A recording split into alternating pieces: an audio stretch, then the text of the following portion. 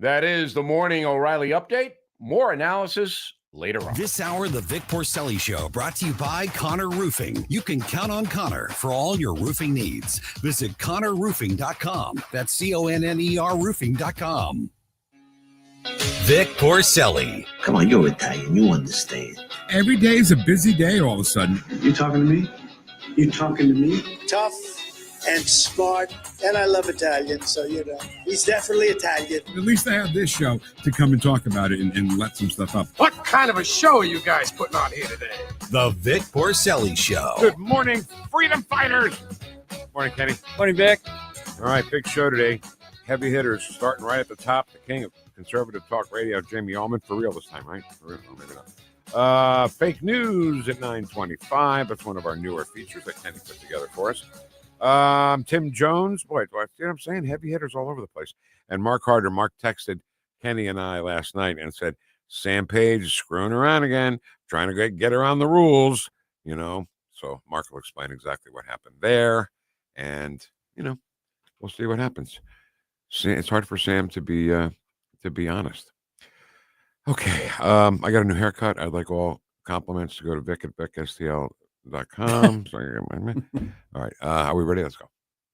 The Pledge of Allegiance, brought to you by our United States Air Force and Space Force. Ken, who is leading us in the Pledge of Allegiance this morning? Vic, how about from the Greg Gutfeld show, Joe Mackey? Oh, God, do I love Joe Mackey. Go ahead, Joe.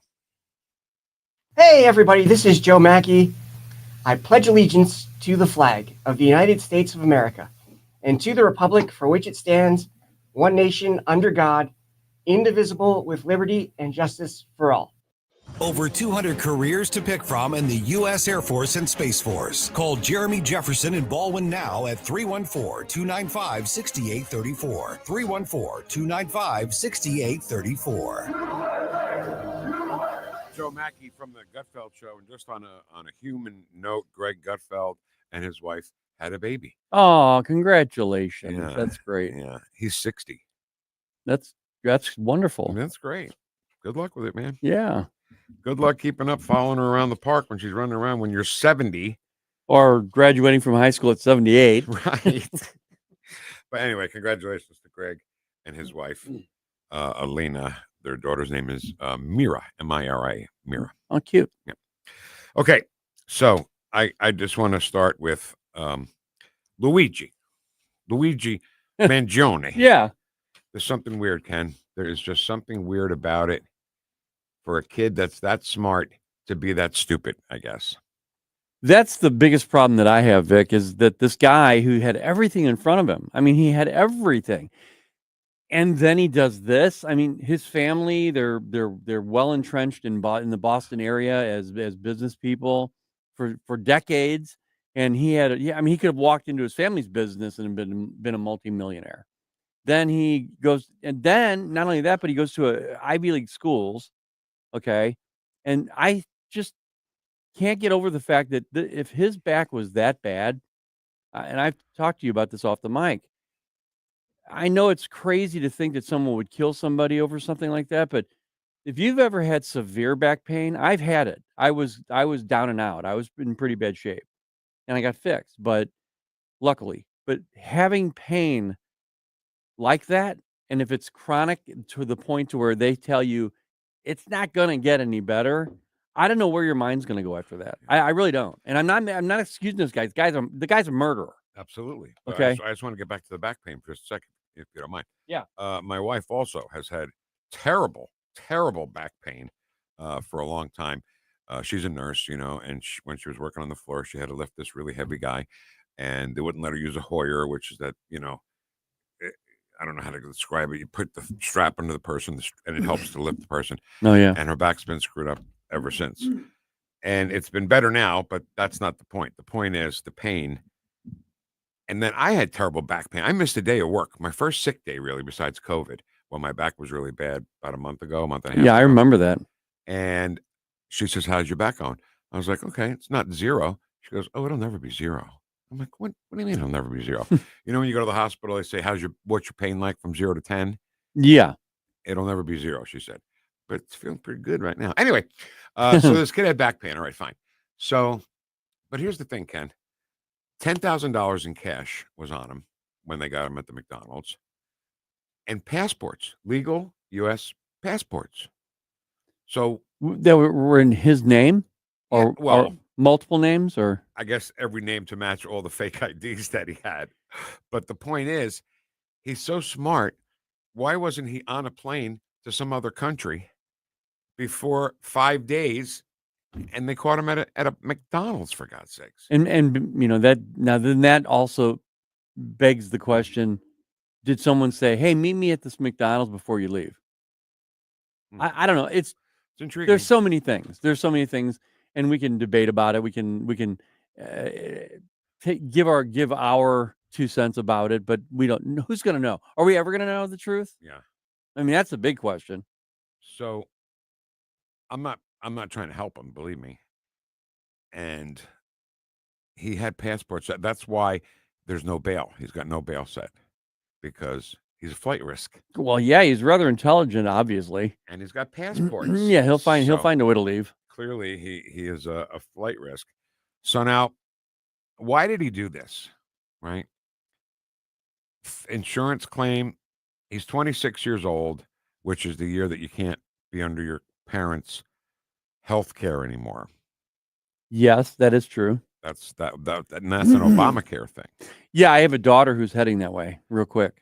So, and his back, and well, why? Who can I punish for this? Well, let me punish the CEO of United Healthcare.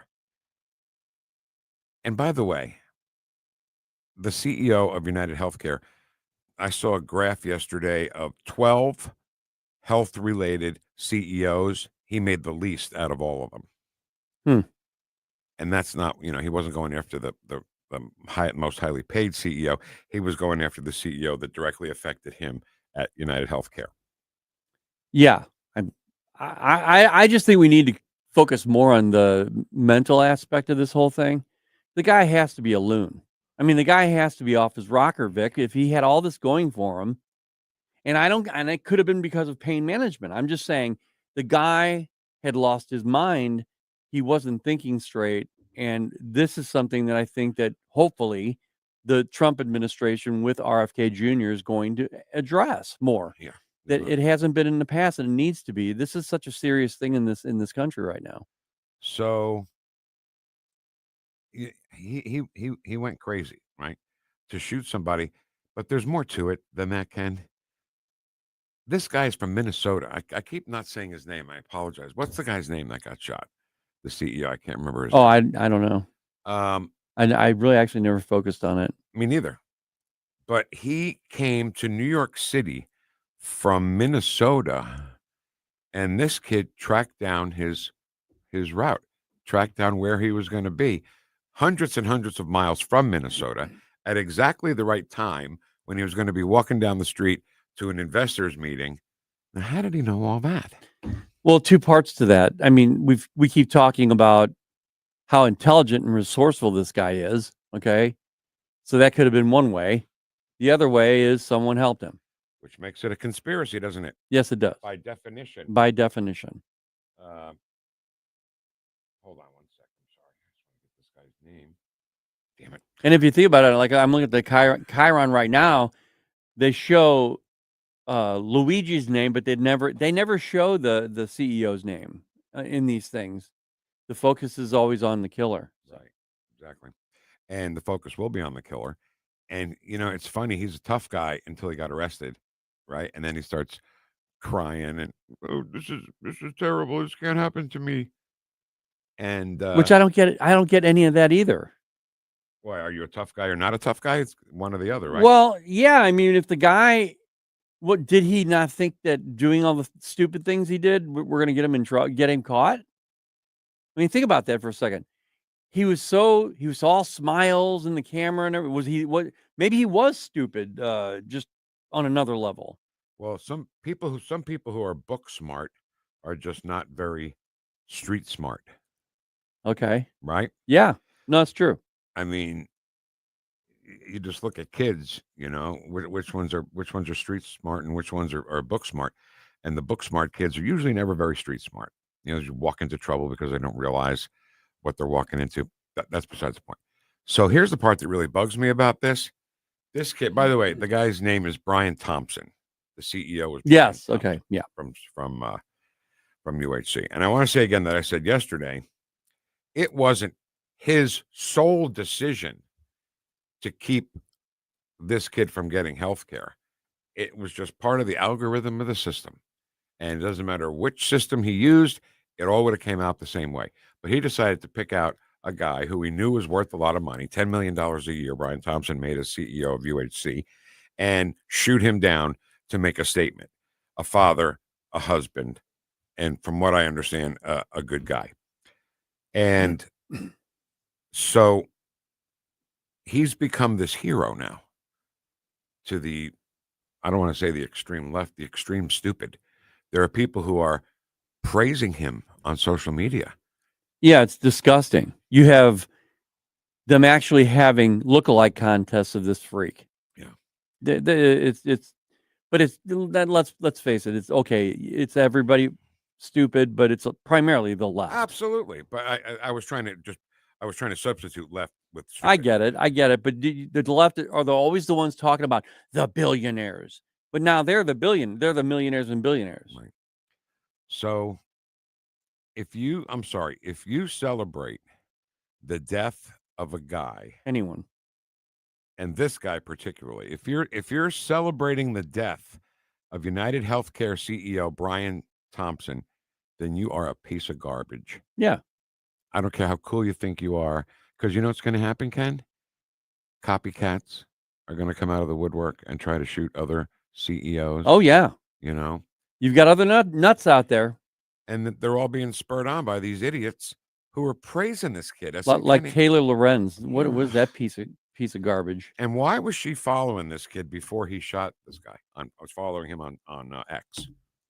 Yeah, that's really odd. Isn't that weird? Yeah, I mean, that could have been a coincidence maybe, but I can't see that as just a direct coincidence. The guy didn't have many followers at all, but yet she was following him. Yeah. I mean, if you're accustomed to X in particular on social media, any social media, you don't generally, if you have a lot of followers, you don't generally follow someone with a few. Right. Why is that? I don't know, but it's just true. It's just the way it happens. I mean, some people get lucky, and get a follow by somebody who, like, who was it? I told you about somebody that was following me last. I had like 2 accounts. I had to go. a big account. Who was that?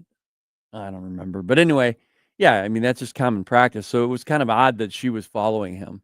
So along those lines, Ken, believe it or not, Britney Spears follows me. See, like that. That's really unusual. It's completely unusual. I don't know how it happened, but I was looking, I was like, follows you. I was like, wait, what? And I can't find her account right now because everybody calls themselves Britney Spears. Yeah, follows me. If I put up her page, it'll say follows you. That's great. Maybe she liked your hair. Yeah, I think she's got a crush on me for sure. So anyway, please don't be stupid, okay? Like everybody wants to, because I guess he's good looking. I don't know. Well, that's another weird thing. Remember about, I don't know, maybe 8 years ago, there was this guy. He was actually in Boston, I believe, and he was. Yeah, it was the Boston. Oh yeah, on the cover of Rolling Stone. Yes, Boston Bomber. Yeah. Yes, the Boston Bombers. They were on the cover of Rolling Stone, and then they had women out there saying, "I don't care if he's going to jail forever. I want to marry the guy." Yeah. What? Right. Yeah. Healthcare is a big issue here in this country. And how about the guy? Remember the guy who he was a black guy with green eyes? Yes. And all the girls were like, "Ooh, that guy's a model now." He was a criminal, and now he's a model. Right. But I don't think he killed anybody, though. No. But still, it's just weird. But he was a criminal. Yeah, they had it was like a mugshot of him, and they're like going crazy over him. Maybe I should just commit a crime. No, don't. And So I don't think it's going to work for you, or I. What's that supposed to mean? I just don't think so, Vic. I think I'm pretty handsome. Okay. Got a haircut yesterday, by the way. You did. How's it look? Look good? Hey, go on our stream if you can. We're on Rumble, Facebook, X, and Instagram. Yeah. And we're also on YouTube, I think. Yeah, we are on YouTube. How about that? Look at that.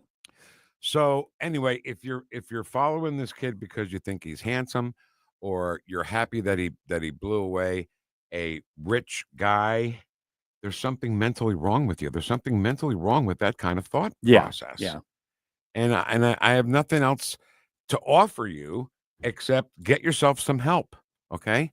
Because cheering on somebody who killed somebody, and again, this guy, the CEO of USC, Brian Thompson, didn't sit in his office and somebody came in and said, "Hey, Luigi Mangione needs some kind of surgery." He didn't say, "Nope, not doing it."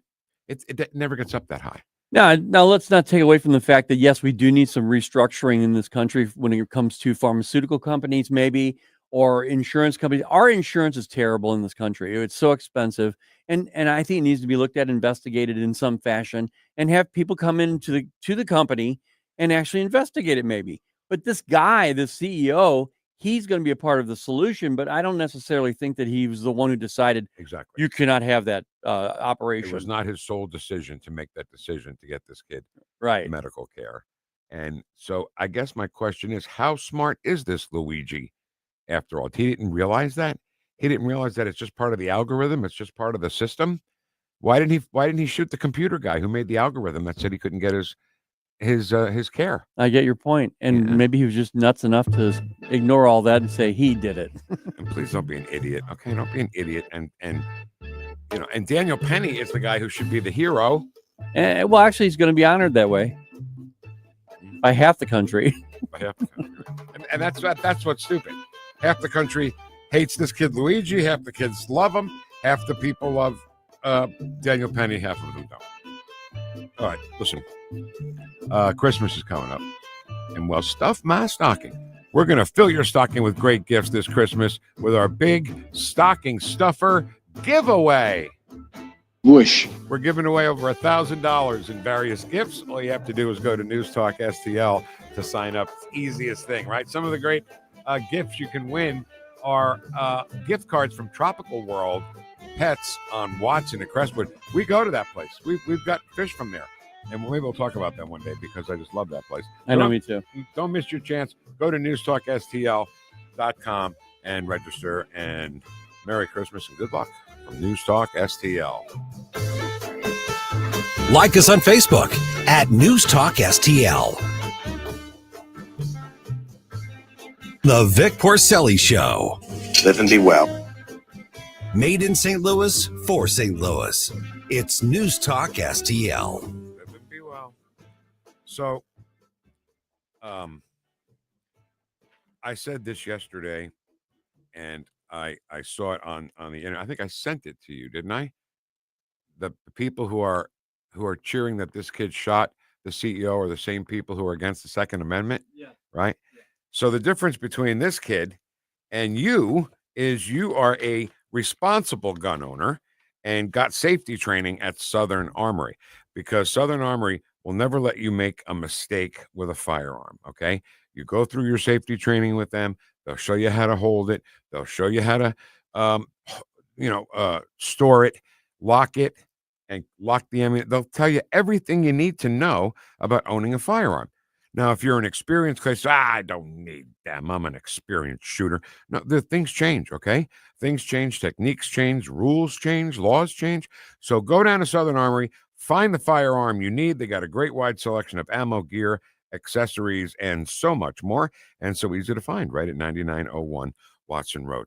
The level of intelligence of Aaron and Jessica, even Piper looks pretty smart to me, little kid. Get your ammunition and your guns at 9901 Watson Road. That is southernarmory.com. Southernarmory.com. If you have a phone, you have a radio. Download the Newstalk STL app. Just a convenience on the phone. And listen anytime, anywhere. The Herzog Foundation is the vision of its founder, Stanley Herzog, and it exists to promote quality Christ-centered K-12 education nationwide.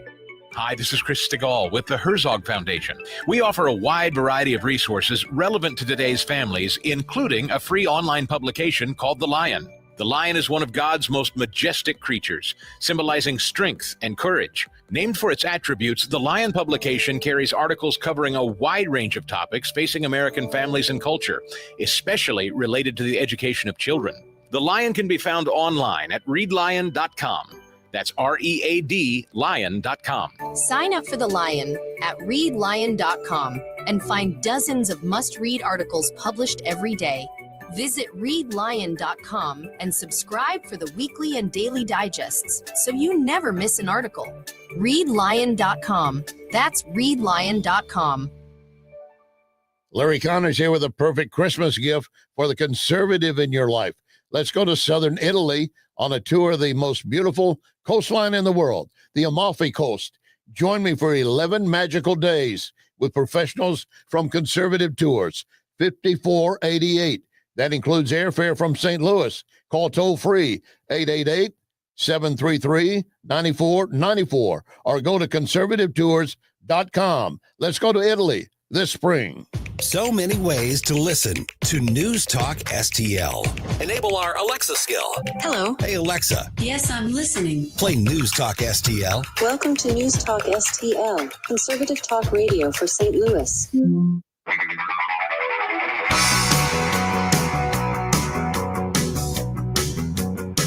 Talk lines are open now at 314-912-1019.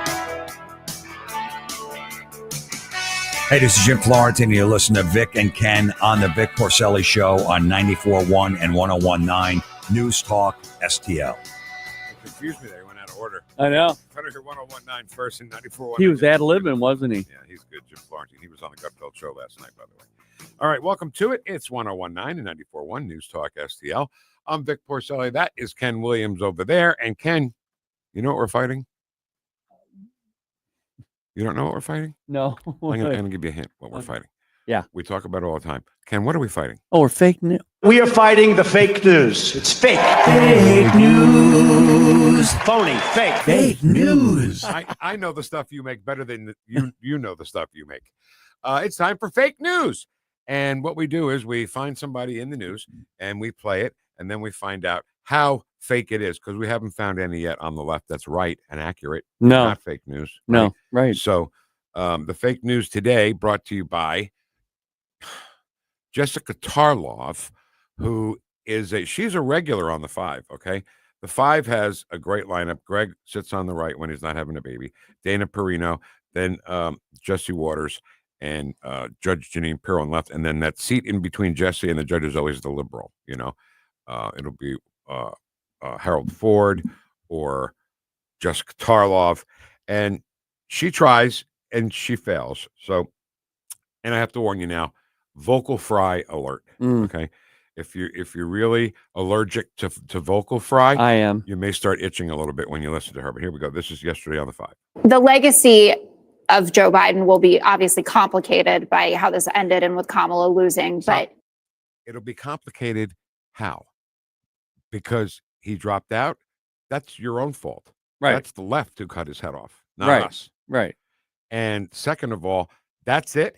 That's how it's going to be remembered, is just getting thrown out of office. How about everything he ruined in the last 4 years? Yeah, I don't think history is going to say, well, let's overlook everything that they want us to. We're just going to talk about this. Right. They put a knife in his back. Right. And let's not talk about all the other stuff he screwed up yet. he oversaw the best recovery in the G7 by far and away. Inflation. The best recovery far and away. So I always use this example as an analogy. If you are an alcoholic and you drink alcoholics drink like before work, right? Yeah, generally they drink all day. Right. And then you stop, right? Because you don't want to drink anymore. And then you wait one day and then you say, look, I don't drink anymore. So all the effects of all the drinking all day, every day, and then you stop for one day, that doesn't mean you fixed anything. He was handed the best economy in the world ever, and he screwed it up. And now she says that it's the greatest recovery ever. Why did they need a recovery if they didn't screw it up to begin with? So tagging on to your analogy, I'll go one further. So say, for example, this alcoholic drinks a fifth every day, and decides, I'm just going to have a couple glasses every day. Right. Okay, it's still bad. It's Right. not good to do that. Whatever that drink is, let's call that inflation. Yeah. Okay. So when inflation was at its highest under Joe Biden, it was the fifth Yes. of gin, vodka, whatever. It was going up a fifth. And then when you get down to 2 glasses, It's still going up. it's where we are now. So she's wrong. Go ahead. In this country is lower. Unemployment in this country is lower. Stop. You know what she's forgetting, Ken?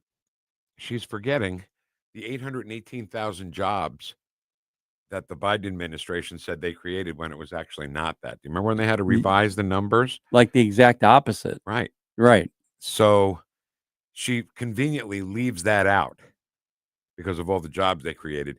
And then she stopped short at the correction by the administration that, it wasn't 818. We actually lost 818,000 jobs. And during Donald Trump's first presidency, there were the unemployment rate was lower in blacks and females for the lowest in history, actually. Yep. So Joe Biden is saying, or she is saying, that Joe Biden created this unemployment rate that was actually lower than that. Right. Which is not true. Nope. I mean, there's documentation to prove it. That's right. Okay. He expanded the number of people who got access to affordable health care, Medicaid expansion. We are producing more oil than any other time in world history. Stop. I don't believe that's true. We're producing more oil than any time in history. Here's a dichotomy. She's absolutely wrong, or she's right, but it's because of what Donald Trump did before Joe Biden got there. Yeah, and not only that, but we had a severe deficit with our strategic oil reserve. Right. That's one thing. That's still empty, right? Yeah, that it's critically low from what I understand. And so if they're producing more oil than ever, they're giving it to the reserve, which Donald Trump, by the way, filled it completely full with cheap oil. I mean, we're talking like $10 a barrel oil. He's buying it at $60 or $70 a barrel from overseas. And when Donald Trump was buying it very cheap, he was selling it to other countries for more than he bought it for. And that money was supposed to go to reduce the deficit.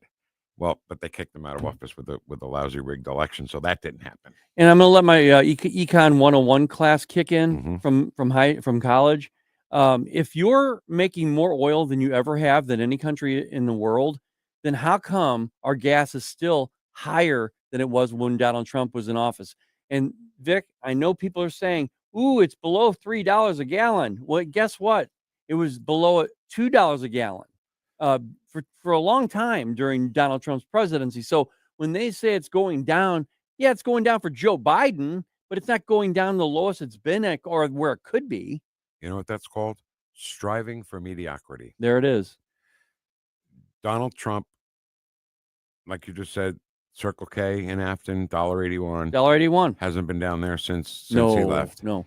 And so if you take, let's go back to when Joe Biden was running for president, and he said, "I'm going to increase good paying union jobs." Like, he uses these phrases, it just throws them away. We're going to create good paying union jobs. And then his first day, when he shut down the XL pipeline, he got rid of some great pay union jobs. Like 10,000, apparently. And why? Just because Donald Trump had the XL pipeline open. That's the only reason why. And no more fracking and no more drilling in Anwar. And you're telling me now, Jessica Tarloff, that we're creating more oil now without the fracking, without the drilling, without the pipeline, than any time in history? I don't buy it. I don't either. Just don't buy it. I don't either. Okay, let her finish if she's not finished yet. Under Joe Biden, the stock market, it was generous of you to give it. Donald Trump is out there trying to pretend that it's because he's coming back. Stop. It's absolutely because he's coming back. Election night. Yep. Election night. When we found out Donald Trump was going to be president, the futures at the time, we learned this before we left that night at 1:00 in the morning, that the Dow futures were up 500 points, and the next day went up to 1,500. Yeah.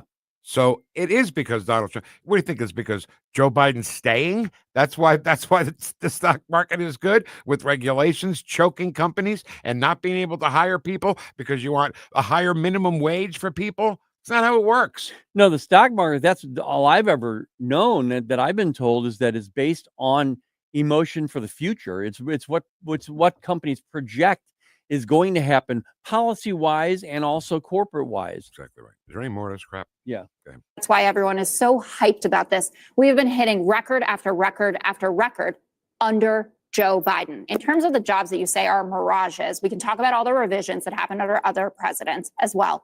But even if you removed all of the jobs that we lost during COVID, the snapback jobs, I think is what you called them, under the Biden-Harris administration, we still got more jobs at a faster clip than we did under the Trump administration. Okay, that's just not true. And here, do you remember when they touted this high rate of jobs that they produced, and it turned out that they were all part-time jobs, and many of which were for illegals. A lot of illegal aliens are taking the jobs that they're producing.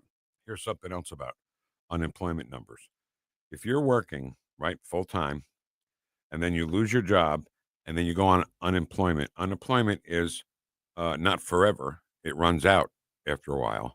And then when your unemployment benefit runs out, you're no longer part of those statistics. You still don't have a job because the statistics are made from people who are filing for unemployment. Yes. So when your unemployment runs out, you're still out of work, but they count you as still having a job. Does that make sense? Yeah, it does. Or they don't calculate it into a job lost anymore. And like you said, part-time jobs. Some people have 2-3 part-time jobs to try to equal the salary of a full-time job just to get by. And that's where and that actually has been documented that this is where it came out to be a higher number of jobs at one point. I think one month he had like 212,000 jobs that they created, and they were talking about how great this was. Well, then they said, well, yeah, but if you look in the numbers, the reason why a lot of them were government jobs at that time and part-time jobs to augment what they were losing. Right, exactly. Is there any more? Is it that would be done. Okay. We are fighting the fake news. It's fake. Fake news. Phony. Fake. Fake news. That's all you, right? All those voices are you? Yeah. So funny. Fake news. There it goes. Tim Jones comes by at 10:05 today.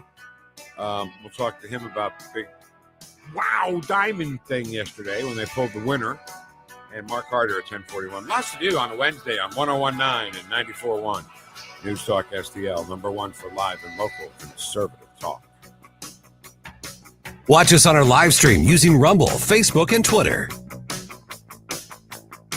The Vic Porcelli Show. Smitty Werbin Jagerman Jensen. True international under pressure. Smitty Werbin Jagerman Jensen. I mean, as he involve our institution.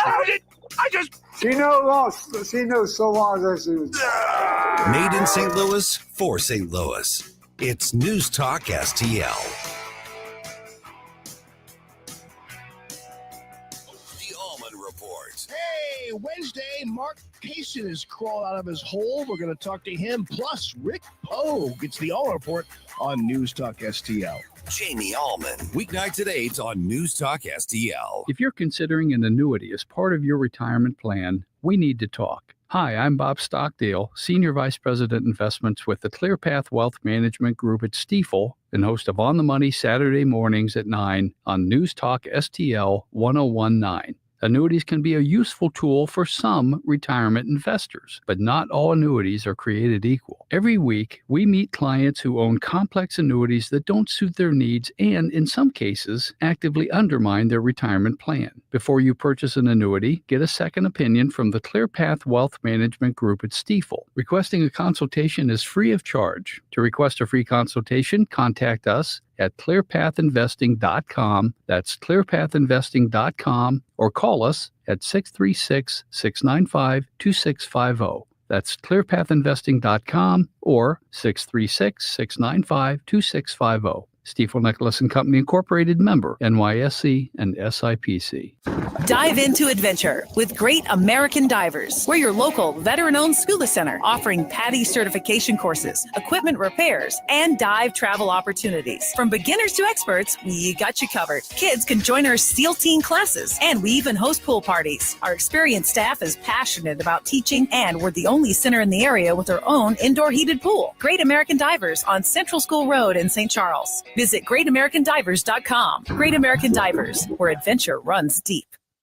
Craving delicious homemade pizza made with the freshest ingredients? Head to Woodson Stonefire in the heart of St. Charles. This family-owned restaurant offers a wide variety of pizzas and comfort foods, all crafted with passion and love. Woodson Stonefire is the only place to go for the best pizza and wings in town. Why settle for a chain pizza when you can enjoy local, homemade goodness? Woodson Stonefire, 3120 West Clay in St. Charles. For carry-out, call 636-493-0532.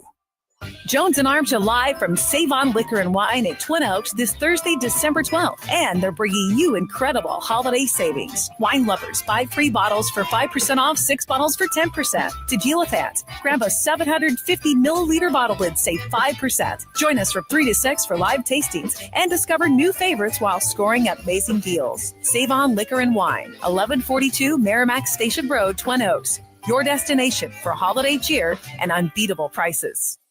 This hour, the Vic Porcelli Show, brought to you by Connor Roofing. You can count on Connor for all your roofing needs. Visit ConnorRoofing.com. That's CONNER Roofing.com.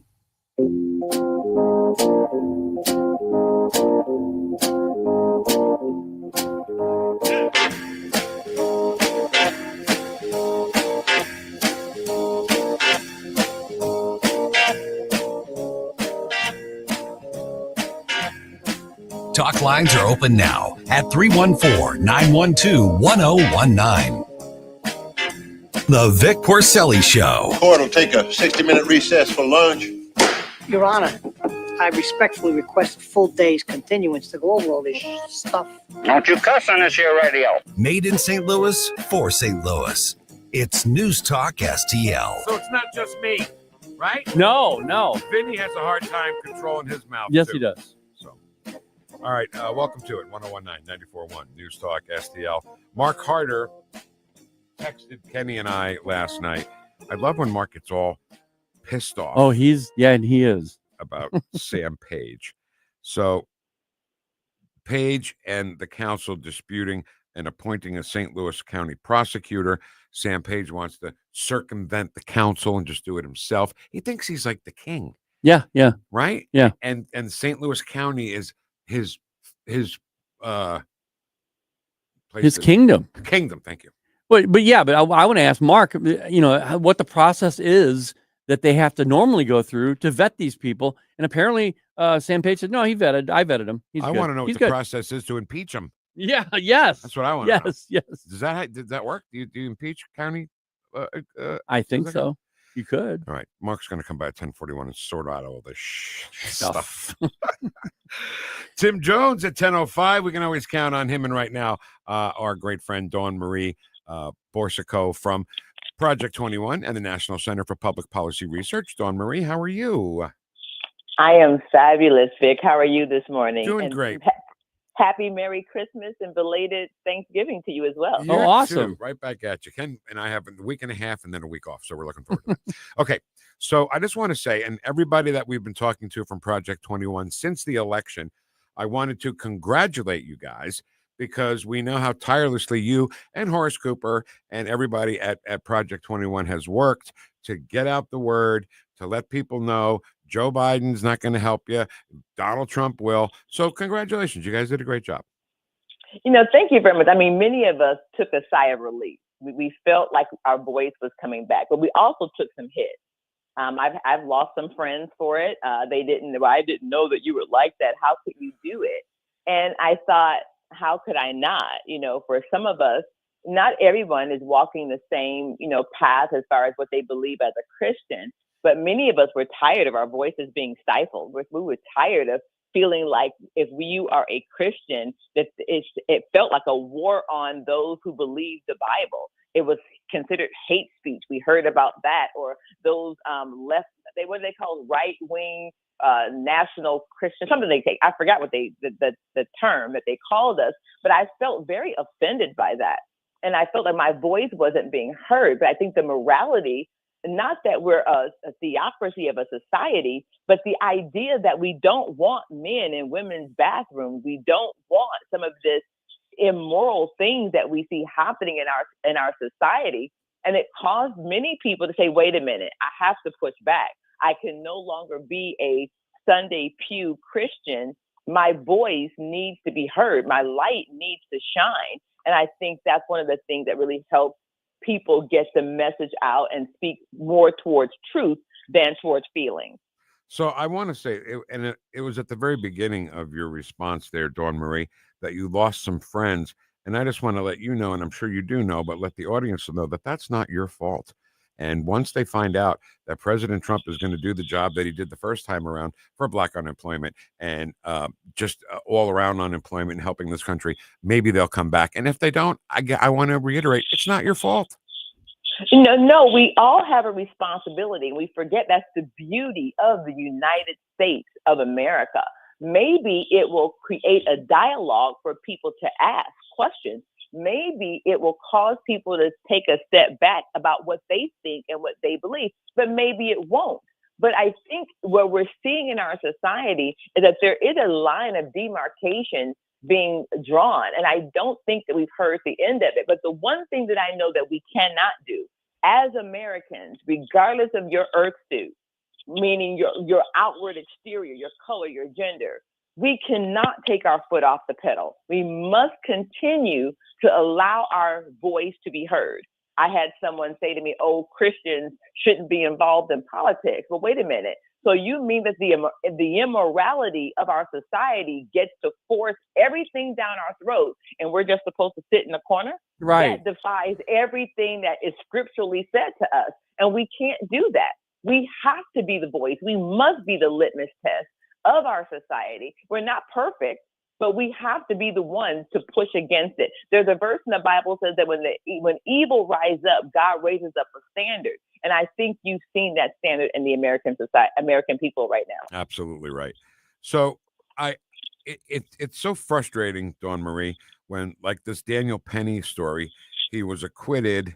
And it's automatically now it's a racial thing, right? Because Jordan Neely was Black and he was white, and Hawk Newsom, his comments were so out of line, I thought, when he said we need some Black vigilantes, because you want to strangle us, you want to kill us because we're getting loud. I think Jordan Neely did a little more than just got loud on that subway car. Well, definitely. Well, you and I have talked about this before. When I told you when I was working towards my doctorate, I was studying the collective memories, the social psychology of collective victimhood. And it's constantly meaning the people who were victimized over people. And it's not a Black thing or a white thing. It's just what you see in the literature. We have to come out of this mindset. I do not believe, Vic, you being a white male in our society is walking down the street waiting to figure out how you can hurt a Black person, screw them over, hunt them down if you're the police. No, that is not the mindset of many people in our society.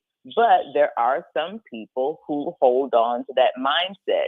The tragedy of this case is when you think about the things that happen on a subway, how many people now are going to be thinking, nah, I don't want to risk it. I could see you getting raped. I could see you getting shot. I could see something happening to you. I'm just not going to. The cost is too high.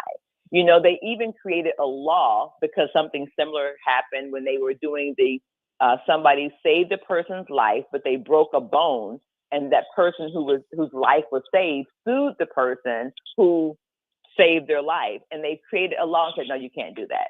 If there's injury that happens in the course of an event, you can't sue the person who was trying to help you. In this particular case, it's not right that this man died, but we know that there were also underlying circumstances that contributed to his death. But it's odd that the white male was charged, but the other Black counterparts that if I'm not mistaken, or the other counterparts, white or Black, who assisted him were not charged. Daniel Penny was interviewed by Judge Janine for Fox. And the big question, Dawn Marie, is what if Daniel Penny acted like most people do nowadays and just let Jordan Neely go crazy and just slipped out of the subway car and he didn't get hurt and he didn't care who got hurt behind him, but he didn't, right? He stopped it. So what if Daniel Penny didn't stop Jordan Neely that day He said he would never have been able to sleep at night if he found out that Jordan Neely hurt or maybe killed somebody. But you know what would have also happened if he hadn't have done anything? Then the outrage would have been, well, why didn't anybody do anything? Right. We live in that society. That's you know, right. you win. You're darned if you do. You're darned if you don't. What is it? And so we're stuck. But this is what happens when people have become more concerned with themselves.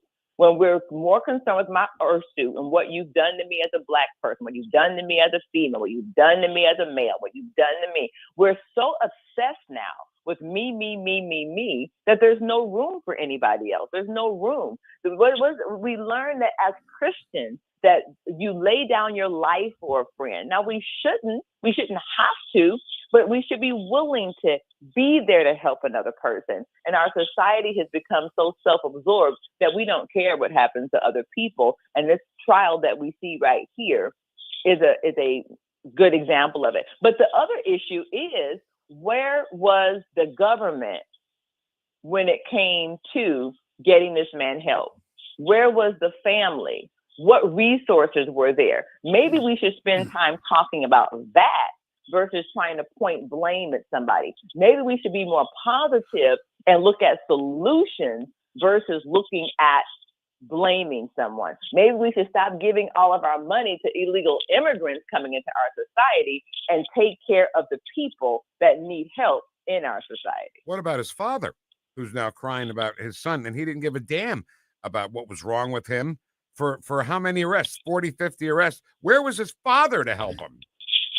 People are helpless. People don't know what to do. And we don't know the whole story about what the family may have done or may not have done, but we do know this. It's a tragic situation. We need to stop blaming people. We need to stop name calling people. We need to take responsibility, and we need to come to the table and find out how can we create solutions. The name calling, the blame, those are exercises in futility. That's not going to solve anybody's problem. It's not going to help. It's not going to heal. But what we can do is say, you know what? This was a tragic situation on every side. Now, what can we do as critical thinking Americans? How do we come together and say, you know what? We have to stop this. We can't allow this to happen again for Daniel Penny or for the man that died because somebody had to step in because he was mentally unstable. We need to come together and find solutions. We're talking with Dawn Marie Borsico from NCPPR, National Center for Public Policy Research. Dawn Marie, Vic actually stole my thunder on this one. I was talking about. I was going to ask you about, parenting, and this goes back generationally, where parents over the last couple decades, they're just, they're giving the kids such an opportunity to just be, it's all about me, it's all about me, it's all about me, and never giving, and I think that's a trend that has gone on too long, and now we're seeing some of the fruits of this. I was listening to what you were talking about when the show on the gentleman that killed the CEO. And now relating it to what you're talking about right now. We're missing a key word that we all grew up with, and it's called grit. Yes. Grit. Yes. You don't learn grit until you've been forced to go through something. Yep. And then you learn to comport yourself. So when we were growing up, our parents made us deal with our mess. They made us deal with negative and icky situations. You go out there and you deal with it. I'm not going to go out there and save you. And I've heard parents say things like, oh, well, my kid is going through so much. They need me to be gentle. No, they don't. Right. They need you to be in that butt if need be. Not every kid, but we all know, and we're not in jail today because of it. But we also need to teach our children how to manage emotions, not coddle their emotions. Number one, we need to begin to, you talked about the gentleman that murdered the CEO. My question is, we look at what did he know?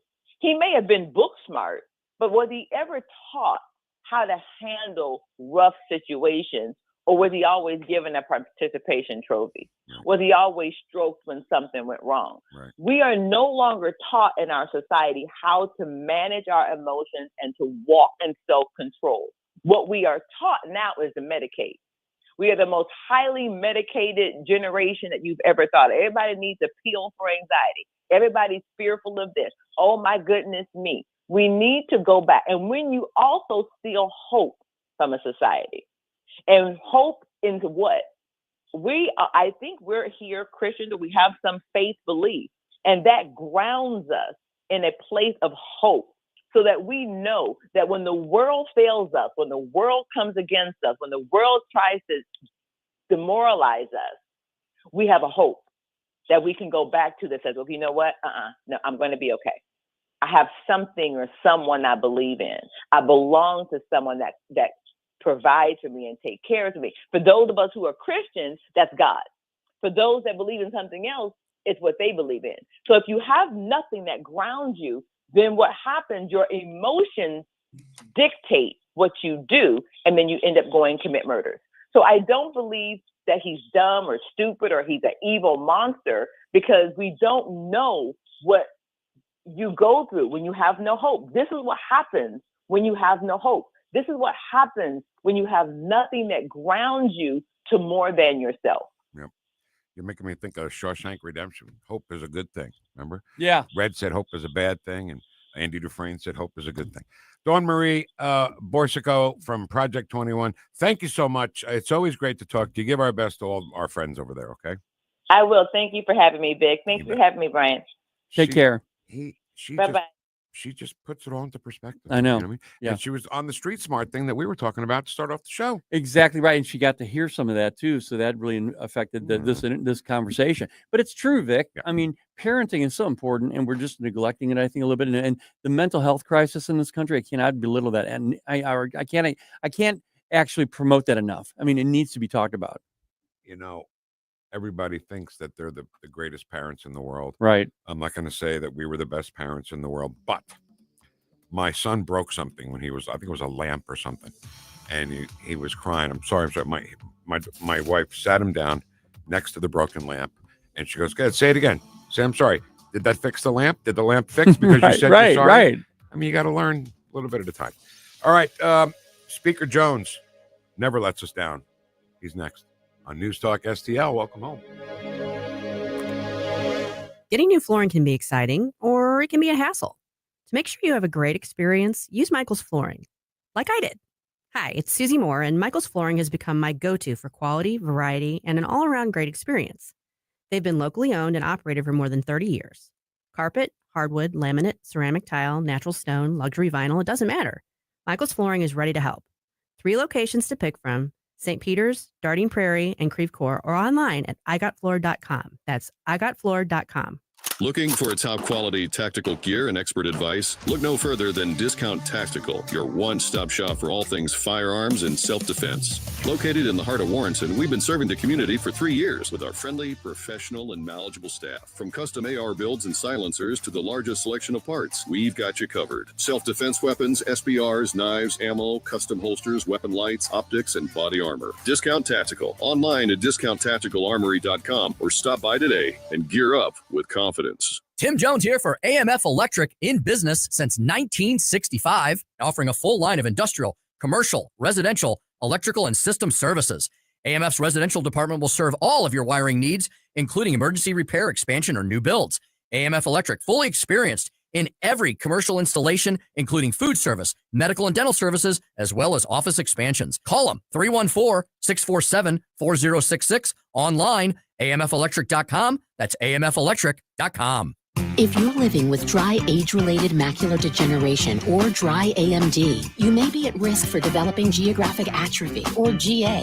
GA can be unpredictable and progress rapidly, leading to irreversible vision loss. Now there's something you can do to slow it down, get it going slower. Izervay is proven to slow GA progression. Izervay gets GA going slower. Izervay or avacincaptad pagel is a prescription eye injection used to treat GA. Don't take it if you have an infection or active swelling in or around your eye. Izervay can cause eye infection, retinal detachment, or increased risk of wet AMD. Izervay may temporarily increase eye pressure. Your vision may be impaired after an eye injection or exam. Don't delay. Ask your doctor about Izervay today. Izervay gets GA going slower. Visit izervay.com. That's IZERVAY.com. Paid for by Estella's Pharma. KLGY HD3 Clay, K270BW Belfast, KNBS Bowling Green. This is News Talk STL at 1019, 94.1, and always streaming at NewstalkSTL.com. News this hour from townhall.com. I'm Greg Clugston in Washington.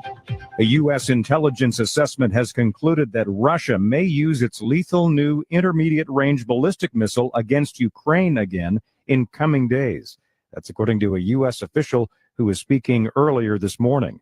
Firefighters in Southern California have yet to contain much of the Franklin fire that's burning west of L.A. They hope to gain the upper hand once the strong Santa Ana winds die down. City of Malibu spokesman Matt Meyerhoff says it's too soon to know the extent of the damage. We don't yet have any confirmation on exact levels of damage or total destruction of homes or other structures. We just don't know that. But it is certain that some number of homes are definitely going to be badly damaged. Audio courtesy of ABC 7 Los Angeles. Some 20,000 residents have evacuated their homes. The man accused of killing United Healthcare's CEO had to be restrained by sheriff officials as he entered a Pennsylvania courtroom. We don't do it. And it's completely out of touch. And it's an insult to the intelligence of the American people. It's a lived experience. At a brief hearing yesterday, Luigi Mangione's defense lawyer said his client objects to being extradited to New York for trial. He was denied bail after prosecutors said the 26-year-old suspect was too dangerous to be released. Inflation remains a reality. The Labor Department says consumer prices rose 2.7% in November from a year earlier. Next week, the Federal Reserve meets to decide on interest rates. Analysts don't think the uptick in prices will be enough to discourage the Fed from cutting its key interest rate. A check on Wall Street at this hour, the Nasdaq is ahead 251 points. More on these stories at townhall.com.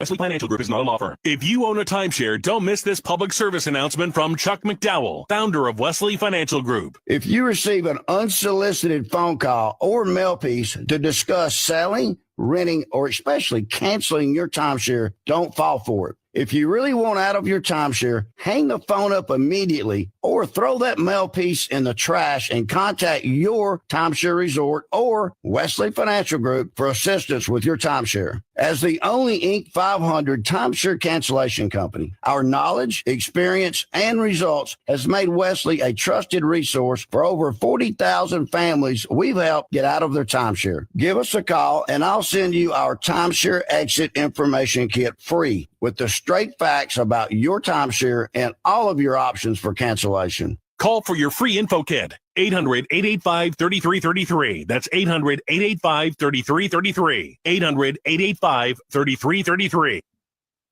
The House has advanced. This hour of News Talk STL is brought to you by Rodney and Jen Wallner and the entire Wallner home selling team at Berkshire Hathaway. Call them today at 314-810-SOLD. 314-810-SOLD. From the Michaels Flooring Outlet Weather Center. A quick-moving clipper system brings us some spotty flurries, maybe even a brief moderate snow shower from time to time through the morning and into the early afternoon. But warm pavement temperatures and a high near 40 should prohibit any kind of impactful accumulation. Turning blustery, though, gusty winds will hold wind chills in the 20s this afternoon. Partly cloudy and cold tonight, down to 22 in St. Louis. Back to 38 for the high on Thursday under partly cloudy skies. That's your first alert forecast. I'm meteorologist Matt Chambers. This hour, the Vic Porcelli Show, brought to you by Proctor Drapery Blinds and Shutters. Proctor, spelled like doctor. ProctorDrapery.com. Vic Porcelli. Come on, you're Italian. You understand. Every day is a busy day all of a sudden. You talking to me? You talking to me? Tough and smart, and I love Italian, so, he's definitely Italian. At least I have this show to come and talk about it and let some stuff up. What kind of a show are you guys putting on here today? The Vic Porcelli Show. You bet. All put together by that guy sitting across from me right there, Ken Williams. Thanks, Kenny. Hey, Vic. All right, so this... Hey, Vic. I owe listener Barbara a double whoosh for Double Whoosh Wednesday. Go right ahead. Whoosh, whoosh. There you go, Barb. Keep us on our toes with those wishes. Mark Harder is going to come by at 10:41 today to try to explain what the hell Sam Page thinks he's doing. Has any other county executive acted like this? I know some of them do some pretty bad stuff, but have they acted like this, like he's the king? Yeah, I don't know if anybody's acted like King Page. King Page. 10:25, we'll do some chat box for sure, and we unfortunately have an obituary to tell you about in the entertainment world, and I got a great story about him too. Oh, okay, good. Yeah, that's all coming up. Right now, though, are you ready for this? Already. Timmy. Former Speaker of the House. You just proved why you left-wing loons are so insane. Y'all ready for this? Tim Jones. Good morning, Mr. Speaker. Good morning, my people and Ultra Mega brothers and sisters. Woosh, my speaker. Happy Double Woosh Wednesday. Ken, it's Double Woosh Wednesday. I know it really is. It is Double Woosh Wednesday. There's a couple. There you go. All right. Let me check outside, Vic. Hang on a second. Yep, it's a dry hump day too. It is a dry hump day. Fantastic. You're All right. And so, there's new construction going on here. Maybe we'll find out where we dry hump because nobody told us where to do that. So, hey, Vic, I thought of you late last night. Uh-oh. Yeah, that was a good thing. I was chilling out last night, late, and something popped up on the TV screen. I'm like, oh, look at that. It was The Godfather Part 2. Yeah. See, that's another one. If it's a weekend, right, Saturday, and The Godfather comes on one of the movie channels, they're putting Godfather 2 on right after it. Oh, yeah. So I just take the banger, I throw it on the couch. My wife puts in her headphones just so she doesn't have to listen. And I watch 6 hours of Godfather stuff. So did you watch Take it? the day off. You deserve it. Did you watch it? Oh, yeah. Well, I caught it like in the middle. They were, let's see, where were they? It was right in the middle where they go to Havana. So that's Godfather 2. You're talking about Godfather 2. Yeah. Godfather 2. Yeah. And they're tooling around Havana and all the chaos and crises, and the revolution begins. And then they go back to Tahoe. So I want everyone to enjoy their cake. So enjoy.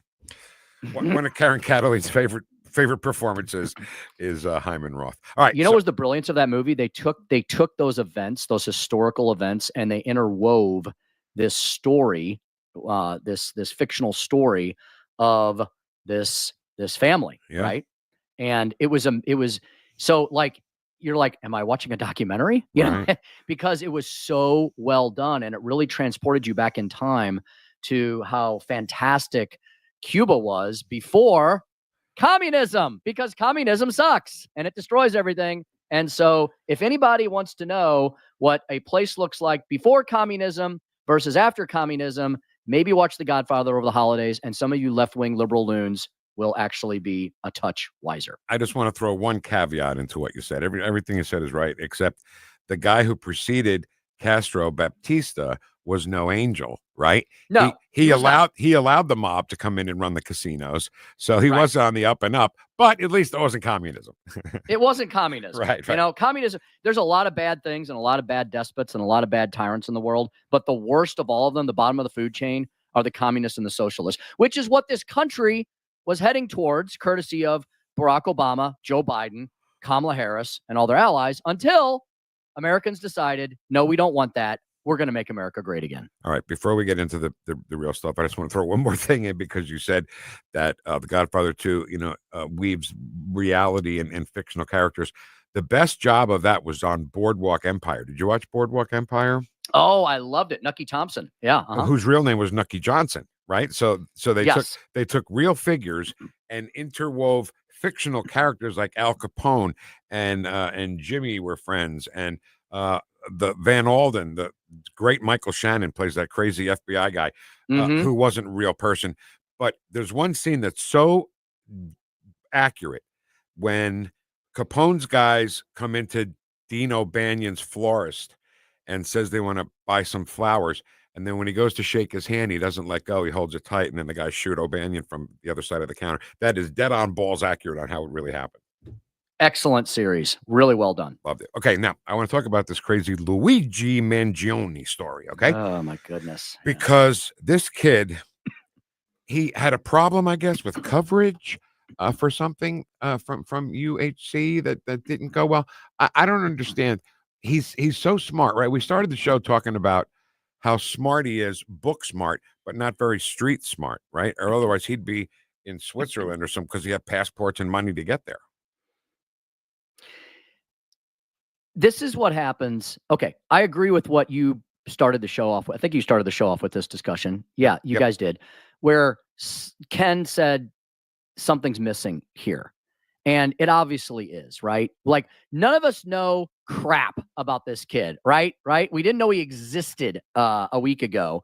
And so for all these armchair quarterback, lawyer experts, and so on and so forth that are going all over left wing and even mainstream and even center right radio and television, who think they know everything about this case, they don't. Yeah. And so this is what we always, right? I know you guys are sick and tired of it. I'm sick and tired of the judge, jury, execution that we do. We saw it with Pete Hegseth, right? And I'm not comparing Hegseth to this murderous lunatic, but my point is, we don't know what we don't know, right? So in the case of this latest horrible tragedy, we need to learn a lot more about this obviously disturbed, deranged young man who, as you guys have been discussing, had the tiger by the tail. The kid, the world was his oyster. I call him a kid. He's 26 years old. Had the world was his oyster. His parents apparently are ultra rich. He was he's not just well, I guess at some point earlier in his life, he wasn't just a weird, spoiled brat. He was smart. And so he didn't just have access to a bunch of money. He obviously had brains. He was the valedictorian of his high school class at an upper level prep school for boys on the East Coast. And then he goes to Ivy League college and does well there, graduates and has a job. And then something happened. And something happened that tipped him off the edge of, a civilized society. And as much as we all, and we've done it many times, as much as we have complained about insurance companies and corporate America and how bad and rigged the system is, this is not the answer, because this solves nothing. It just makes a current problem worse. Well, it's exposed the problem, right? We all need to not forget, as we feast and focus on some of the national political events of the day, there's a lot of problems that we have systemically in corporate America, in the insurance industry, and in many industries. But so we can't forget that. And this has reminded us of that in a horribly tragic way. But this doesn't solve the problem, because Vic, as you were saying, you can't blame Brian Thompson for an algorithm in the system. Right. The whole system is corrupt. And you know what? And you know what? This is where this kid was incredibly and completely wrong. The insurance companies are the way they are largely because government made them that way. And that's the real enemy here. We do not have a free market in the healthcare or in the insurance system. And I can prove it very simply. We do not have a national national inventory of healthcare plans to choose from. Do you guys know that every single state is limited to the products that state can provide in the health insurance market? Unlike auto insurance and pretty much every other insurance product, which has a national market available, the market for health insurance is limited to 50 separate products. So if you live in a crappy big blue state, then that's the product that you're going to have. If you're in a more free market state like Florida, maybe you have better healthcare products. I don't know. But we do not have national portability of healthcare plans. That's something that I actually worked on in the legislature, and we got it through the House a few times. I think the Senate killed it, like they killed everything. And of course, big corporate America killed it as well. Well, Tim, didn't a while ago Trump try to make that where you could cross state lines and get competition going between the states? I mean, I'm sure Brian Thompson, CEO of United Healthcare, would not have minded at all to have that happen. He probably would have objected a little bit, but I think it would have been better for everybody overall. Here's the problem. I know Republicans are constantly and often properly accused of not having plans, solutions, proposals in the healthcare industry. That's wrong. That's not correct. Now, do they have one plan that everybody has rallied behind? No, and that's a problem. But I can tell you, I have voted on Republican plans to make healthcare great again, to make it just a little better again. We've had those proposals on the state level. I know they've existed on the federal level. I have sat in meetings and listened to congressmen and women in Washington, D.C., mainly Republicans, I think entirely Republicans, say, hey, I've got this idea this year. The problem is you can't get with the Republican Party. The Democratic Party is the insane party, right? The party of insane leftists, communists, and lunatics. But the Republican Party, I often say, I don't defend them all the time either. I'm not a sycophant for them. I've fought the establishment my entire life. What do you think the freaking Missouri Freedom Caucus is? So they're the stupid party. And so if someone does have a good idea, like Donald Trump or like Congressman XYZ, why can't we all rally behind it and say, this is our proposal? Here's the difference. It appears in the mainstream left stream media, the corporate corrupt propaganda Pravda press, that Republicans don't have an idea because they have a ton of ideas and they just don't get behind one and push it forward. Here's why the Democrats get all the attention on this, because they always have one idea, and that's put more stupid government into our already broken healthcare system. So the media goes, oh, yay, more government, more spending, more bureaucracy. Oh, we got this new shiny object. It's called Hillary Care. Oh, wait, now it's called Obamacare. They're all the same thing. It's more government. It's Bernie Sanders care. It's more government getting in. And you know what their ultimate goal is? Where Bernie Sanders has almost entirely pulled their party to. They retracted it a little bit because Harris got really in trouble for it in her campaign because it's not popular. Single payer government run healthcare. That's their thing. That's what they want. Go ask every Canadian and European who comes to America for real healthcare why that doesn't work. Obamacare, Hillary Care, Sanders Care, you know what all of it is? It isn't healthcare reform. It's insurance reform. It's basically insurance abolition. And if you get rid, as much as we complain about lawyers and used car salesmen and insurance people, you know what would happen if they all disappeared? We'd all be up a creek without a paddle. All right, I want to get back to Luigi here for we got so far off of where I wanted to talk about here. Sorry. That's okay. It's fine. No, I'm kidding. So listen, a couple of things. Let me just say them all, and then you can talk because, you know, your answers are kind of long. So, yes, sir. Isn't it weird? Let me start with this one. He came from a very rich family, possibly a family as rich as Brian Thompson's.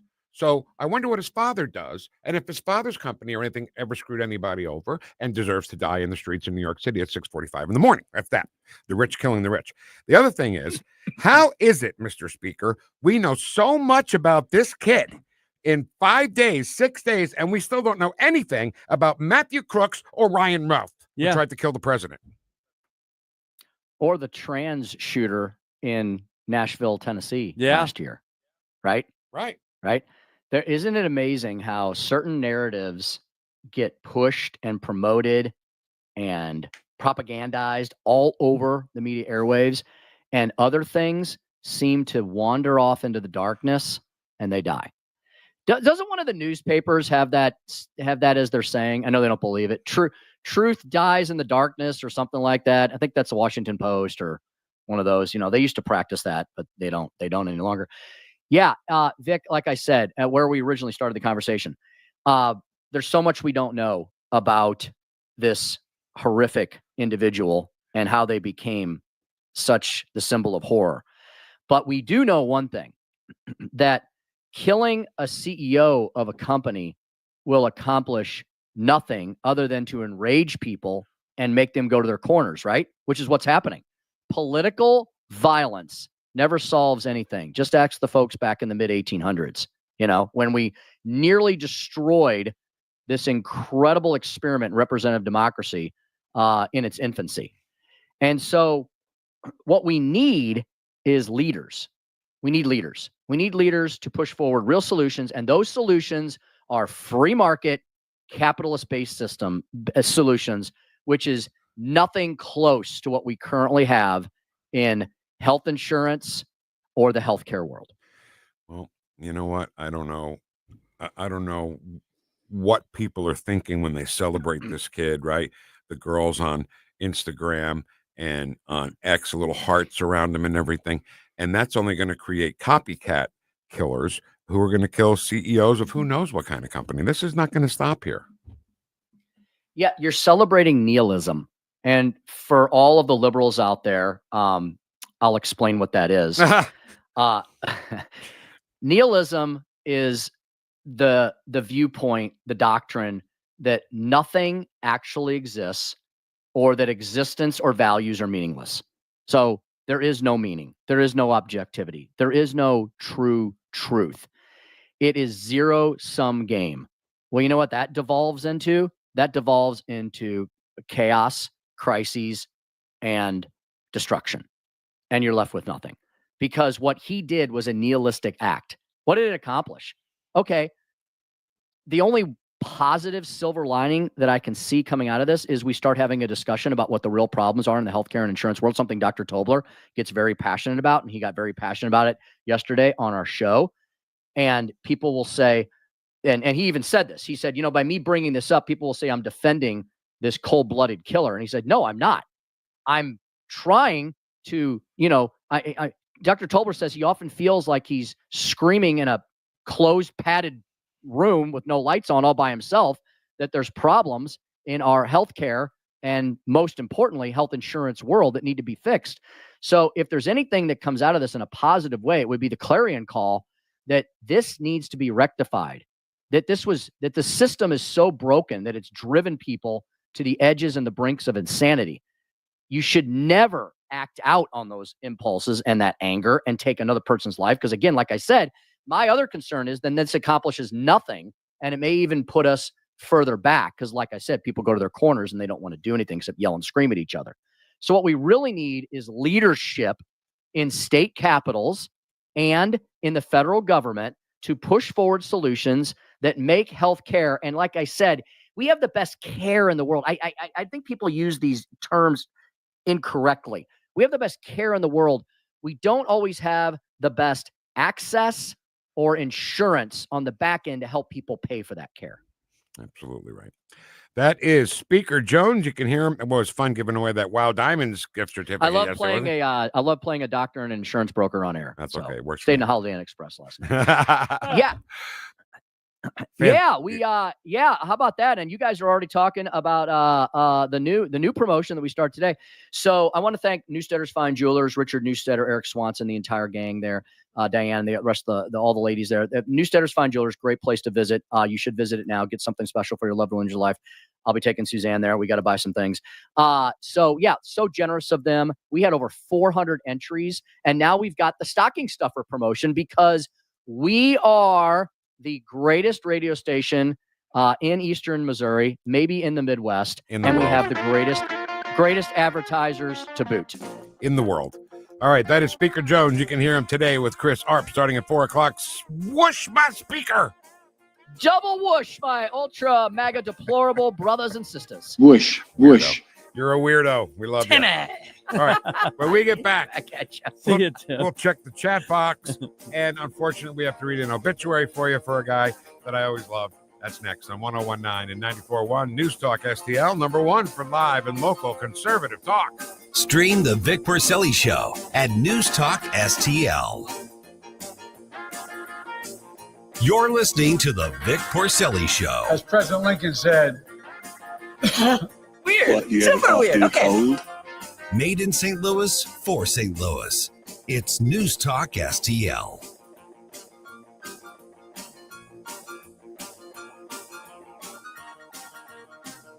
Whoosh, whoosh. All right, time to sell the house. Let's get out of here. Go move somewhere and get ourselves a smaller place, a little condo, something like that. A lot of people have that conversation at home. And if you're having that conversation at home with your spouse, maybe you should get on the phone and call Rodney and Jen Wallner and get them into the conversation, because selling your house is what they do, okay? They are obviously the best because they sell 15 times more homes than your typical realtor. They're a great husband and wife team, and you get the family perspective when you're selling your home, not just the perspective of one agent, because they talk to you, then they talk to each other. Well, what can we do for this couple? How can we help them? How can we get their house sold? And then they get it done.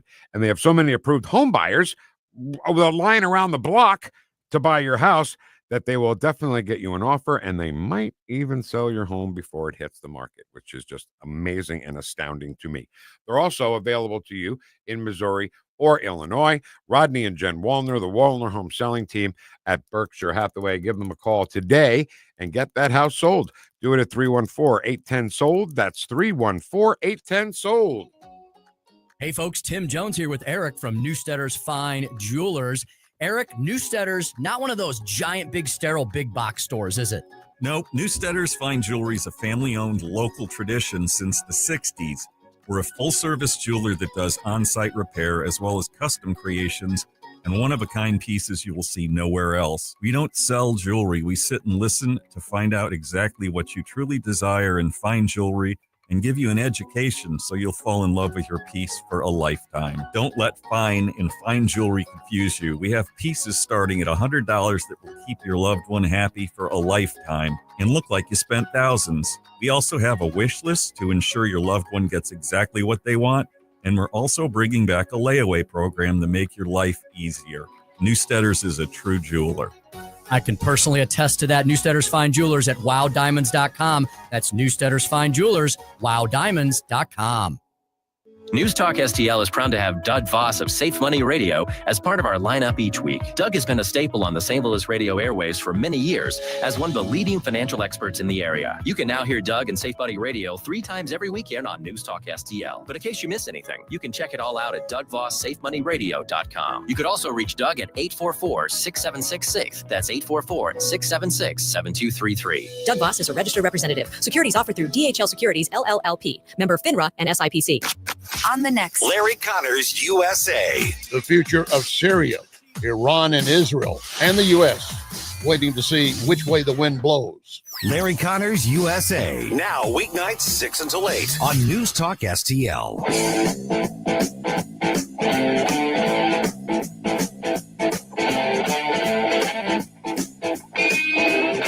Talk lines are open now at 314-912-1019.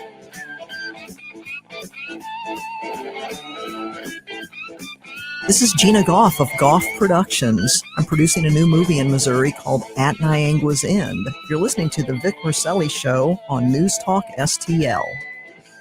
We had Gina in the studio when she started making that film. She was very, very nice to us, wasn't she, Ken? Yeah, very. Okay. She's a friend of Roland Turner. Remember that country music artist? Yes. Yeah, she's the one who turned us on to him. Yes. Okay. So before we get to the chat box, we'll try to get to everything today. Okay, we're leaving a nice big chunk of time for it. However, I have to sadly inform you that the amazing Kreskin has passed away at the age of 89. You'd think he would have told us first, right? You'd think he would have told us because he's psychic. So Kreskin was a psychic, right? He's on Johnny Carson all the time, did these amazing things on Johnny Carson show. And he actually was not allowed in certain casinos because of whatever reason. They wouldn't let him in. And he, so I'm going to find it and hopefully play it tomorrow. Father Guido Sarducci mentions him when he's talking about saints and everything, and they should have made Kreskin a saint. Saint Amazing a Kreskin, I guess we can call him. But he's from New Jersey. I'm from New Jersey. And my friends and I, when we were young, and still to this day, if my wife will say something to me, like I'm supposed to know what she's talking about, and I don't know what she's talking about, I'll be like, what am I, Kreskin? It's just what we've said for a whole lot. Part of the vernacular. Part of the vernacular of, not of all of New Jersey, just my friends and I, my wife and my friends' wives and everything. What am I, Kreskin? So in 2010, I got to interview Kreskin, the amazing Kreskin, on the phone.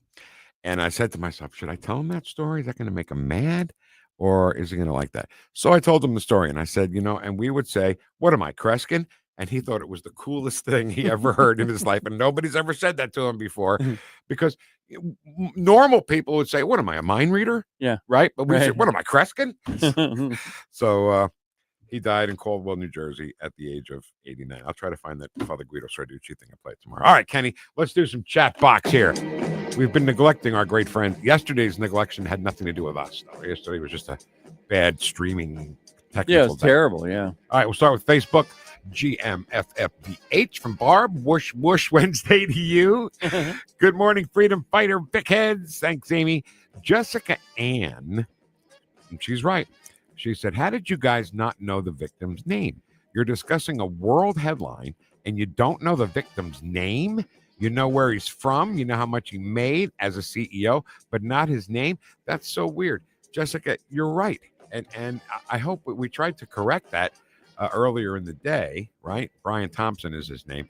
And we will always refer to him because he's the victim here. And we should always Right. We should have the information in front of us. Now, I don't remember Jessica's name in the chat box before, though, Ken. Can you welcome her to the show? Hey, how you doing? How you doing, Jessica? Amy says, I'm always embarrassed for Jessica Tarloff to admit on national TV how unintelligent she is.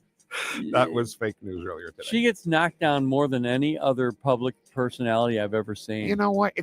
Sometimes I can't even hear what she's saying. I can't get by the constant vocal fry. I know. Like, how does that work at home? I don't know. Honey, what do you want for dinner? I don't know. Weird. Really weird. Jean says she's right about oil, but we are giving it away. Good morning, News Talk STL family and friends from Kathleen. Hi, Kathleen. GMFFDH, heard you talking about Time Person of the Year yesterday. Everybody's so surprised and mad at me today. Vic, I was surprised you didn't mention Time's Athlete of the Year, who was Caitlin Clark. That came out after we were off the air, I would like to say. You're mocking me, aren't you? She's mocking us. But Caitlin Clark won Time Magazine's Athlete of the Year. And she pissed off some people, too, because she had some woke stuff to say. But I'm gonna let that go, and I'm still going to root for her. Is that okay with you? You're looking at me like you want to punch me. No, you got to do what you got to do, Vic. Thank you, Speaker Jones from Kathleen. Thank you, Vic and Ken. I'll catch the rest of the show on the go. Whoosh. Sorry, Kathleen. It's Whoosh. Whoosh Wednesday. Whoosh. Thank you so much. All right, on to the Rumble chat box. Good morning, Vic Heads. Morning, Vic Heads again.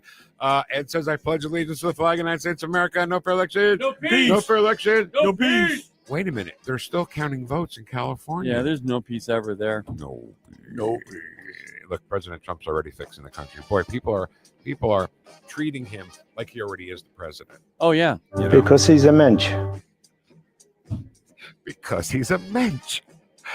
Vote fraud. Okay. And Vicky says UHC covers back surgery just fine. Me and others I know were covered. He's looking for excuses. Another thing about Luigi. Yeah. Okay. His parents could have paid for whatever.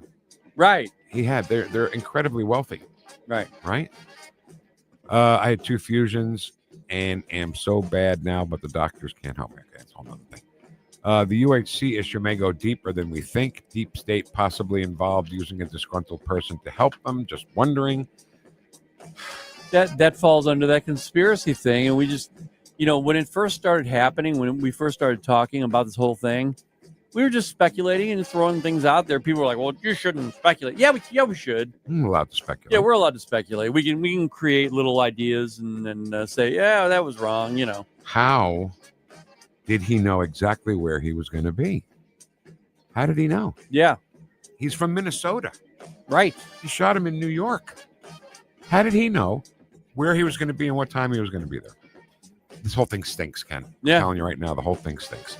A spoiled, wealthy left leaner murders a wealthy CEO, and the leftists idolize the back-shooting murderer. Exactly right. On the money there. Dems need to thank their King Obama for the way health insurance is. Correct? Yep. I see Tarloff on, and I turn it right off. Harold is at least Tarloff. Harold Ford is very tolerable. He's a good guy, and he gets along great with the panel there. But he is a lib. Nice to see Fox keep paying her to entertain people with her dry comedic humor. Well, honey, what do you want for dinner? Even if the insurance did deny him, which I know it is a lie, he could afford to pay for it. That's what we just said. We're buying sludge from Venezuela for our gas. That's great. No, Look. In Illinois, you can be sued by someone in anaphylaxis if you inject them with epinephrine. I'm sorry, this medical terms are now going way over my head. Your guess is correct. Why weren't others involved who helped hold him down and not be charged? Daniel Penny. Black and white people helped him. Yeah. And Hispanic people, too. Keep Jordan Neely from hurting anybody. I think you're right. I think you're absolutely right about that. Thank you, Susie. My dad worked calluses into both my hands by the time I was in my teens, and he strapped my backside a couple of times as well. I don't know where that came from. Did we talk about that today? I am one of those statistics. Yeah, we did. How we were brought up when I made the comment. Oh, about, yeah. Okay. I am one of those statistics as I was laid off from my temporary worker position right after the November 2024 election, still looking for a new job. So this is Brian who says, this is what we're talking about. When unemployment numbers come out, if you have a job and then you lose that job, you're on unemployment for however long you get unemployment for. Right. So then you're part of the unemployed. And then when you run out of benefits, when the time runs out, you're still unemployed, but you're not part of the statistic anymore because you're not being paid for a job and you're not getting unemployment money anymore. Exactly. And Brian made a comment. I asked Brian, and I think a couple of other people did, what he did for a living, because I think, why not throw it out there and maybe somebody can help you get another job? I don't know. Oh, absolutely. We're here to help each other on this show. You bet. Sorry to hear, Brian. What was your job? What was your... Oh, that's you. I'm not reading your post. I want to be clear. Don't be clear. Lost City is a great movie to watch if you want to get a sense of how communism infiltrates and destroys. Ooh, Lost City. Write that down. I disagree with Tim on his health insurance analogy. I've been involved in that market for 30 years. Obamacare came in and finished off what we had already had a struggling health. You know what? Obviously, I think we can all agree something needs to be done with health insurance. I remember for a family of four, I had a family of four when I was taking care of the insurance at the River radio station before Obama, and I was paying roughly between $300 and $500 a month, somewhere around there. Mm-hmm. Well, after Obamacare, I was paying $1,600 a month. Wow. No exaggeration there. That's not right. Can I go with the Affordable Care Act? How could that be? It was the ACA, Affordable Care Act, that I paid 3 times as much for. That doesn't sound very affordable, does it? No, it doesn't. No, it doesn't. But I'm not going to go killing anybody. All right. Thank you, everybody. We appreciate all your comments and thoughts in the chat box. Good night, Dick. We're even now. All right? We're even. We got yelled at all week for not getting in the chat box. We're even now. Okay. Mark Carter coming up next because Sam Page. We have to ask Mark when we talk to him, when Sam Page comes in, do they all have to bow to the king? Yeah. King Page? Yeah. Is that how that King works? Page. Mark Carter's next on 101.9 and 94.1 News Talk STL. Welcome home. Watch us on our live stream using Rumble, Facebook, and Twitter. You're listening to the Vic Porcelli Show. Oh, the erection is restored on Capitol Hill. Patriot. Made in St. Louis for St. Louis. It's News Talk STL.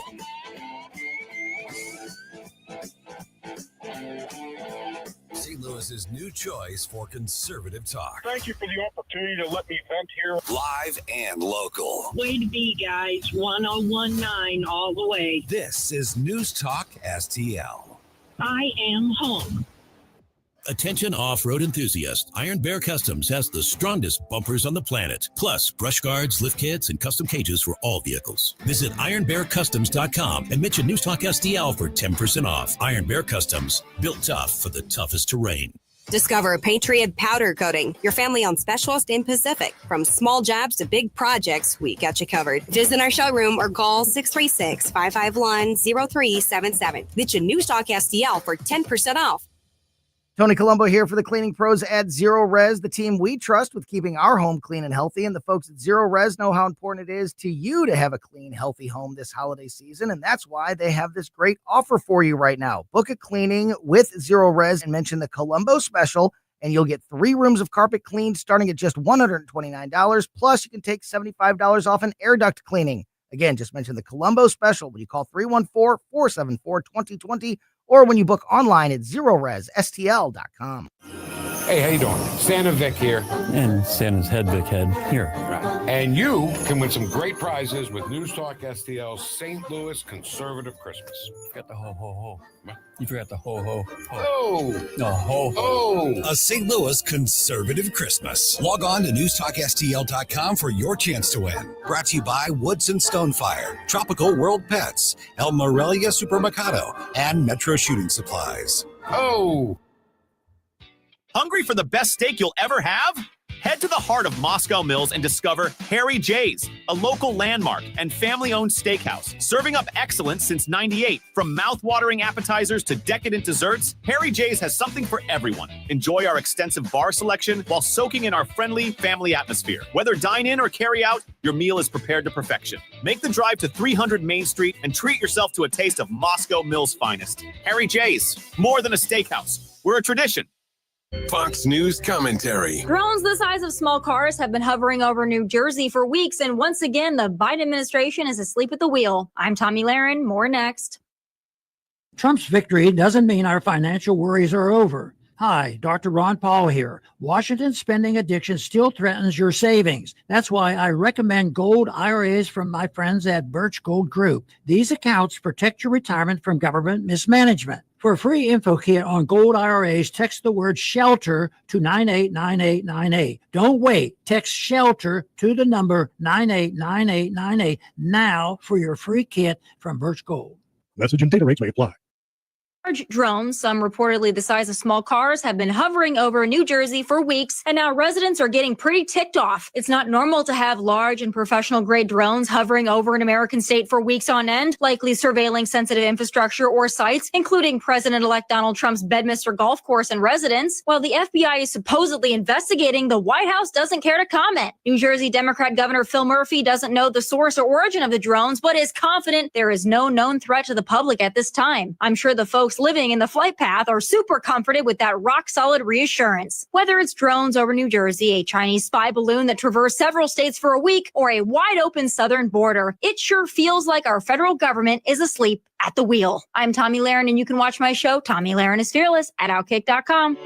This hour, The Vic Porcelli Show, brought to you by Proctor Drapery Blinds and Shutters. Proctor, spelled like doctor. ProctorDrapery.com.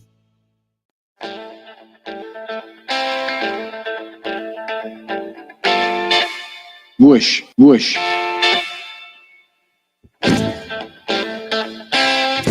Talk lines are open now at 314-912-1019. You're listening to The Vic Porcelli Show. Forget about it. Made in St. Louis for St. Louis. It's News Talk STL. So, Luigi Mangione, his father owns the family's real estate business, Mangione Family Enterprises, and Lorien Health Services. Why didn't he just shoot his father? Right. Or maybe he's nuts enough to be taking it out on that guy because of his father. Lorien Health Service own assisted living I don't want to call them hospitals, facilities. Yeah. Which, you know how expensive assisted living? Oh, yeah. Yeah.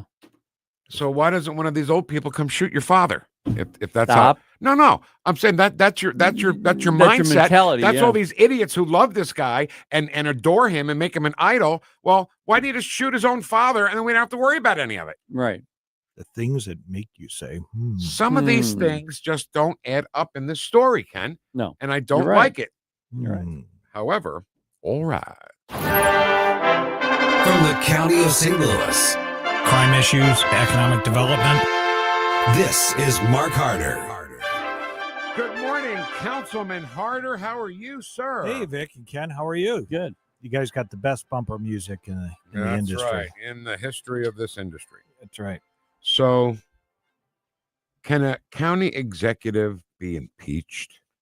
I wish she could, because we'd probably have grounds as what happened last There night. has to be something, Mark. I know. There isn't a provision in our charter for that. The big thing is the Attorney General of the state of Missouri could remove him from office if he so desired and could win a court case against him. And we asked him to do that over a year, almost 2 years ago, when we were fighting with Sam Page over his working 2 jobs. Remember all that? And so we couldn't get cooperation or even anybody to answer the phone in Jeff City at the time. hell? So I'm hoping that what happened yesterday will wake up some folks in Jeff City to what's going on. And we are definitely awoke, if you want to say it that way, and awaken to what's going on and what happened yesterday. And well, explain what happened yesterday. Okay, so yeah, for your listeners, so about 4:00 yesterday, we got a press release that went out, and that Sam Page had gone ahead and appointed Kurt Van Nostrum as the interim prosecuting attorney. And we're like, how can you? There's no vacancy. Wesley Bell has not resigned. There's no vacancy. So how do you appoint somebody to a job that doesn't exist? And how do you go about even appointing somebody when you don't have the authority to appoint without the consent of the council? He's gone totally around us. And so I got on the media and talked to people, and we got press releases out last night. And then at the meeting last night, all of us that were concerned about this spoke, and we were on TV about we made statements. I made a statement. Shalonda made a statement. Dennis Hancock made a statement, and we basically let the population know what's going on behind the scenes and what Page is trying to do, which is totally illegal. It's against our charter, and we're gonna do some things about it this week. I am shocked that there's no official protocol to get rid of a crooked county executive, aren't you? Yeah. No, there isn't, unfortunately, because we brought this up during the Stanger administration, and then He's we in brought it jail. up. Yeah, Right. in gated community. And so I'd like to, we've been talking about this ever since, and unfortunately, there is no provisions in our charter for this. Now, the people of St. Louis County can, not elect him, and they've kept electing him over the last couple of years since COVID. I wish they wouldn't have done that. We wouldn't be in this mess. But he's not going to be up for another election for almost 1.5 years to 2 years. So short of that, the only way he can be removed from office is by the Attorney General of the state of Missouri. So I understand that the governor wants to be the one to choose this person for this job, but I understand also that it hasn't been done in a long time, and he isn't generally the person that is supposed to do this. It is supposed to be the county that has the person put in place, right? I mean, right. But the process. Tell us about the process of this, because it's not just saying, "Yeah, I want you to do it." King Page says, right. So our charter has under Section 5 spells out exactly that. When there is a vacancy in the office of prosecuting attorney, what has to happen? First thing that happens is that the county executive can name his replacement. The replacement has to be of the same party of the person he's replacing. So in this case, a Democrat for a Democrat, and his choice has to come before our council, and we have to give a yes or no vote, and majority wins. So all those things have been usurped in this whole process with Page, because he knows he doesn't have the votes for his candidate.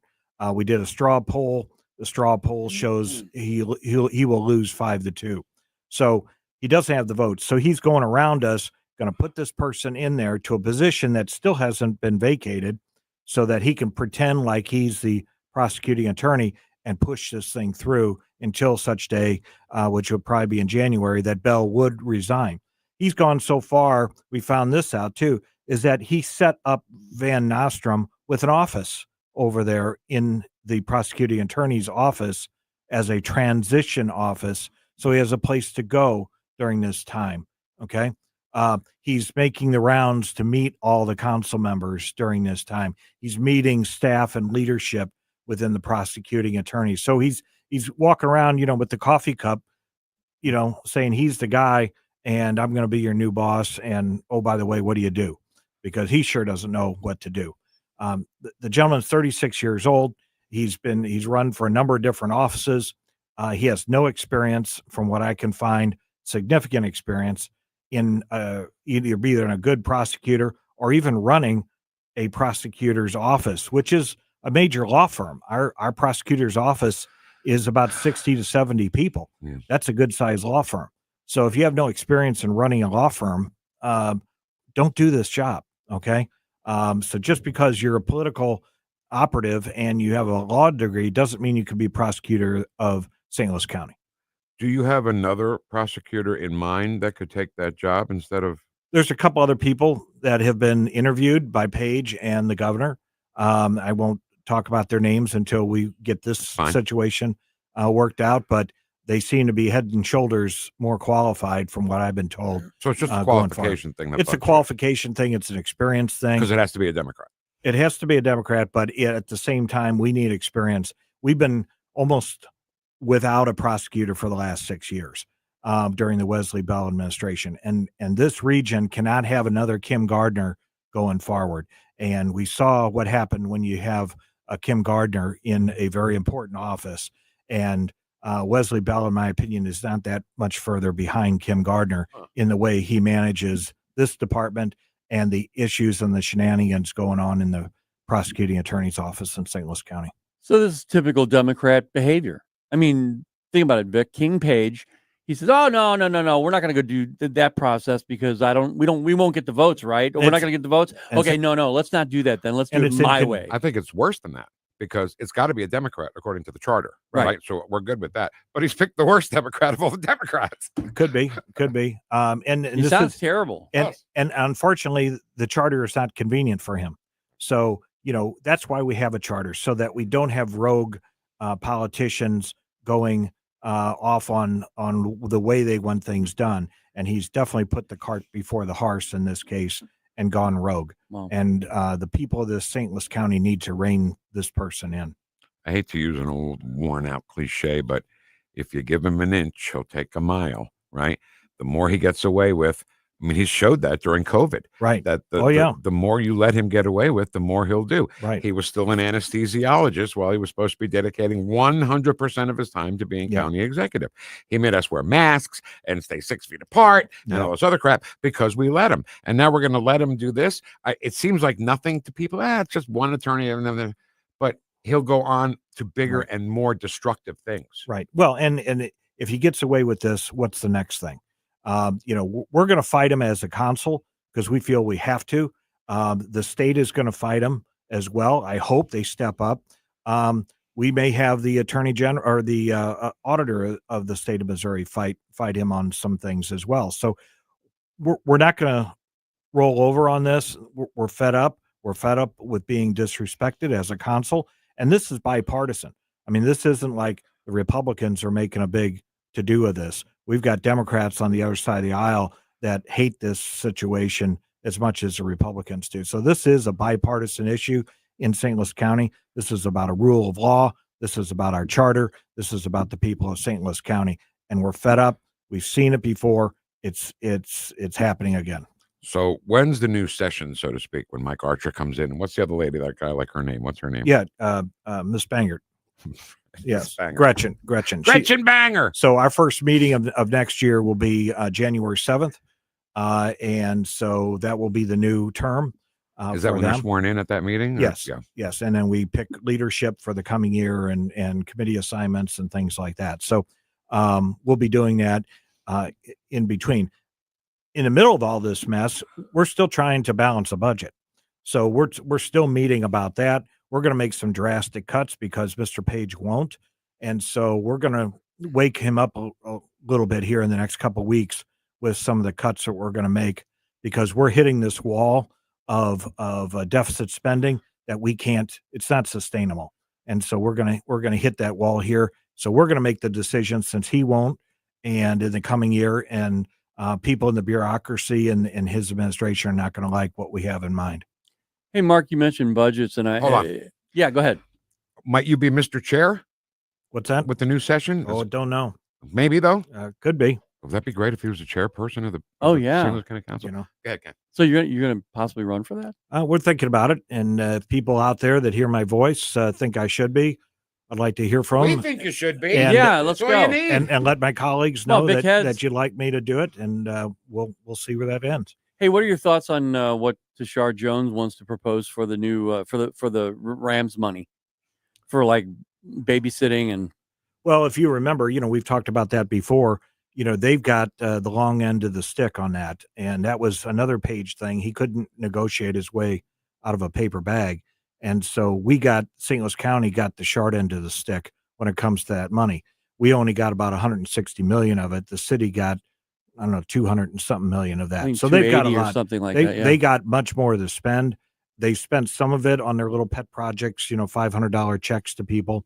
And their aldermen are down there are very frustrated in how they have not spent the money.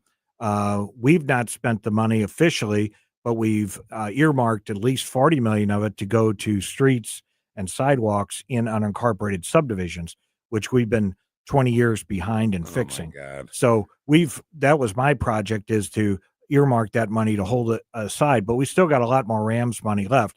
And I think the end game here that Page wants to do with our budget, instead of cutting our budget and trying to live within our means, he wants to keep the status quo and then just pay the difference with the Rams money that we have to balance the budget. And that will only last about a year to 2 years.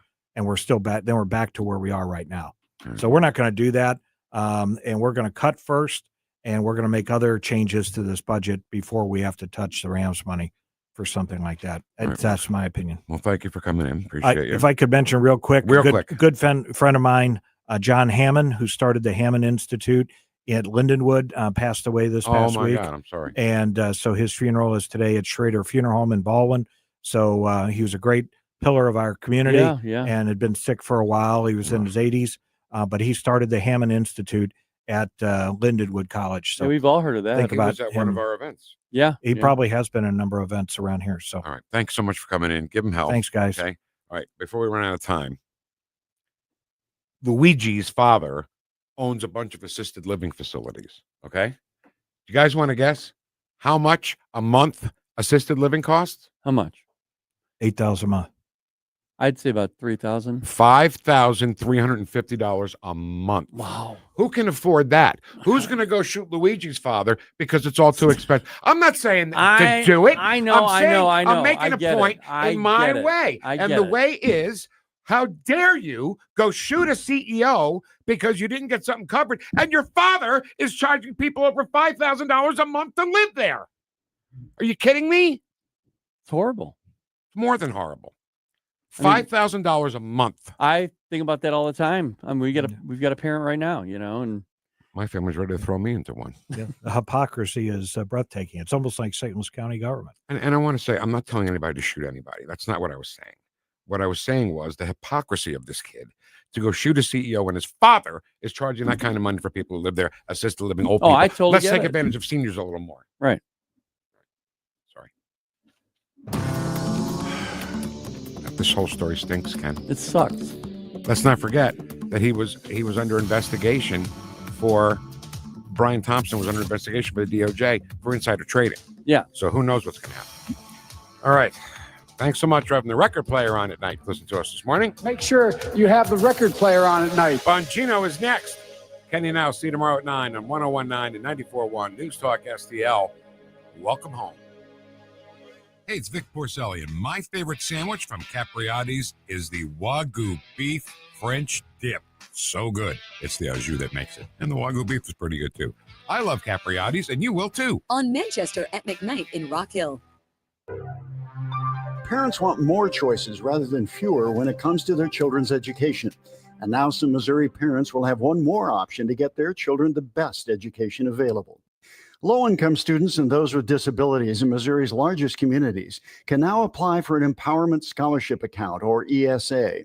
With an ESA, the money the state would normally pay to your child's public school goes into an account that you control. You can use the funds for private school tuition, online learning programs, a private tutor, or other approved uses.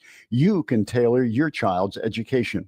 For too long, Missouri officials have operated on the mistaken notion that parents only need one choice. They're assigned public school based on their address. ESAs put parents in charge. It's school choice at its best, with money following the students to the place that best fits their needs. Learn more at showmeinstitute.org. This Show Me Minute has been brought to you by Show Me Institute and Show Me Opportunity. Hey, Columbo here for Rockwood Charcoal. Rockwood is made from 100% pure Missouri oak and hickory, so you're cooking with the best and supporting local industry and a local business all at once. There's over 100 area Rockwood retailers. Find yours at rockwoodcharcoal.com. Let Seavers JCB create a custom purchasing plan for your year-end equipment needs and maximize your tax savings. Whether you need 0% financing for up to 60 months, generous cash incentives up to $9,000, or extended warranties for up to 5 years, Seavers JCB can tailor a plan to fit your fleet needs and budget. Programs are available on a wide range of products, including track loaders, excavators, wheel loaders, and more. Call, stop by, or check them out online at seaversjcb.com. KLGY HD3 Clayton, K270BW Bellefonte, KNBS Bowling Green. This is News Talk STL at 1019, 94.1, and always streaming at NewstalkSTL.com. Breaking news this hour from townhall.com. I'm John Scott. A wildfire prompting mandatory evacuations in Malibu. In the Los Angeles area, a blaze dubbed the Franklin Fire broke out Monday night in Malibu Canyon, spreading rapidly towards the edges of Pepperdine University and down to the Pacific Coast Highway near the Malibu Pier. Footage from ABC 7 Los Angeles showed firefighters spraying water right behind the Malibu Plaza, a shopping center sitting on the coastal highway. Fire officials say the evacuation order and a warning area cover about 18,000 people, and thousands of structures are threatened, including the Sarah Retreat, a Catholic conference center perched on a ridgetop. Pepperdine issued a shelter-in-place protocol, and students sheltering inside Payson Library were posting pictures of trees on fire outside. I'm Jennifer King. Also at townhall.com, Luigi Mangione, the suspect in the killing of United Healthcare CEO Brian Thompson, contested his extradition back to New York at a court hearing on Tuesday, though it is not expected to delay legal proceedings significantly. He remains jailed in Pennsylvania. Daniel Penny is speaking out after his acquittal in the subway chokehold trial involving Jordan Neely. Daniel Penny tells Fox Nation host Janine Pirro that Jordan Neely, the mentally ill man on a New York subway, was threatening to kill people. Well, if I just let him go, I'm on my back now. He can just turn around and start doing what he said to me. So killing. The Marine veteran was acquitted in the subway chokehold death and says he wouldn't have been able to live with himself had he not acted and something happened, even though Neely did not become physical with anyone. The case becoming a flashpoint with protests erupting after the verdict. Neely's father now suing Penny in civil court over his son's death. Julie Walker, New York. The Dow adding 57 points. The NASDAQ composite is up 310.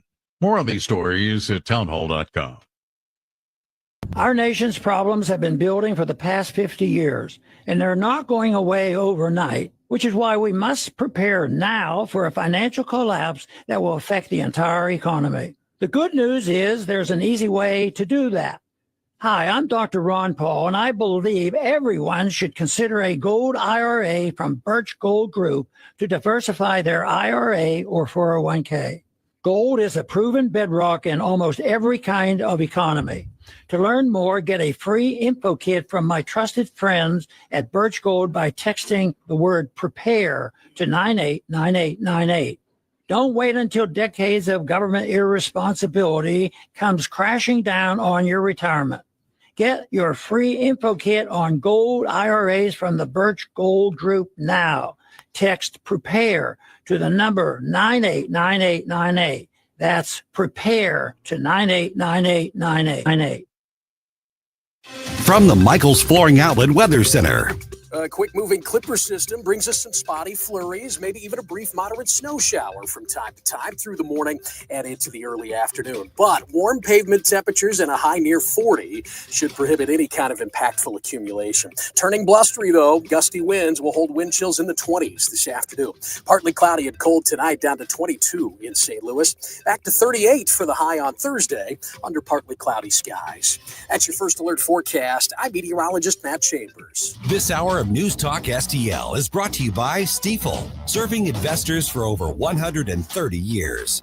Contact your Stifel financial advisor at stifel.com. That's STIFEL.com. be sure you make an appointment with the doctor. Dr. John's. Spice things up a little bit. Novelties, lingeries, videos, oils, lube, and more. If you're looking for something out of the ordinary, Dr. John's has you covered. Your one-stop shop destination to fulfill all your fantasy and add some zing to your love life. 3 locations in Fenton, Farmington, and Wood River.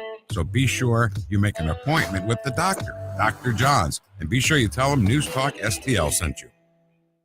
To our brave police officers and first responders, we say thank you for risking your lives to protect us. To all the incredible volunteers who've joined hands with the David Dorn Foundation to raise funds for equipment and services, we extend our heartfelt gratitude. We stand strong with our volunteers who give their time, talent, and dedication as a shield of support for those who rush into danger. The David Dorn Foundation gives a big thank you from our heart to yours. Visit dornfoundation.com and join as a volunteer. Craving authentic flavors and fresh ingredients? El Morelia Supermercado on the Rock Road in Bridgeton is your ultimate grocery destination. Locally owned and family operated, we offer top quality produce, an incredible selection of groceries, meats, seafood, and even liquor, all at competitive prices. From delicious baked goods to fantastic meat selections, El Morelia has something for everyone. Stop by today and experience the best shopping in Bridgeton. El Morelia Supermercado. Esperamos verte pronto. Sundays at 5 on News Talk STL. All your hard-earned tax dollars and mine are going to fund illegal aliens who come across the border penniless, jobless, skillless, and they're given a cell phone, an identity, and a cash stipend every month. Mark McCloskey on fire. That beats your Social Security income if you should have the good nature to work your ass off your whole life and retire. Mark McCloskey on fire. Sundays at 5 on News Talk STL. Brought to you in part by Modern Weapon Systems in Fenton. Free speech is alive and well in America. Thanks for taking my call. Right here. My point about the governor there, it is absolutely about power. I read this, I almost fell out of my chair. News Talk STL. This thing is just absolutely dripping with iron. News, analysis, opinion. News, analysis, opinion. News Talk STL.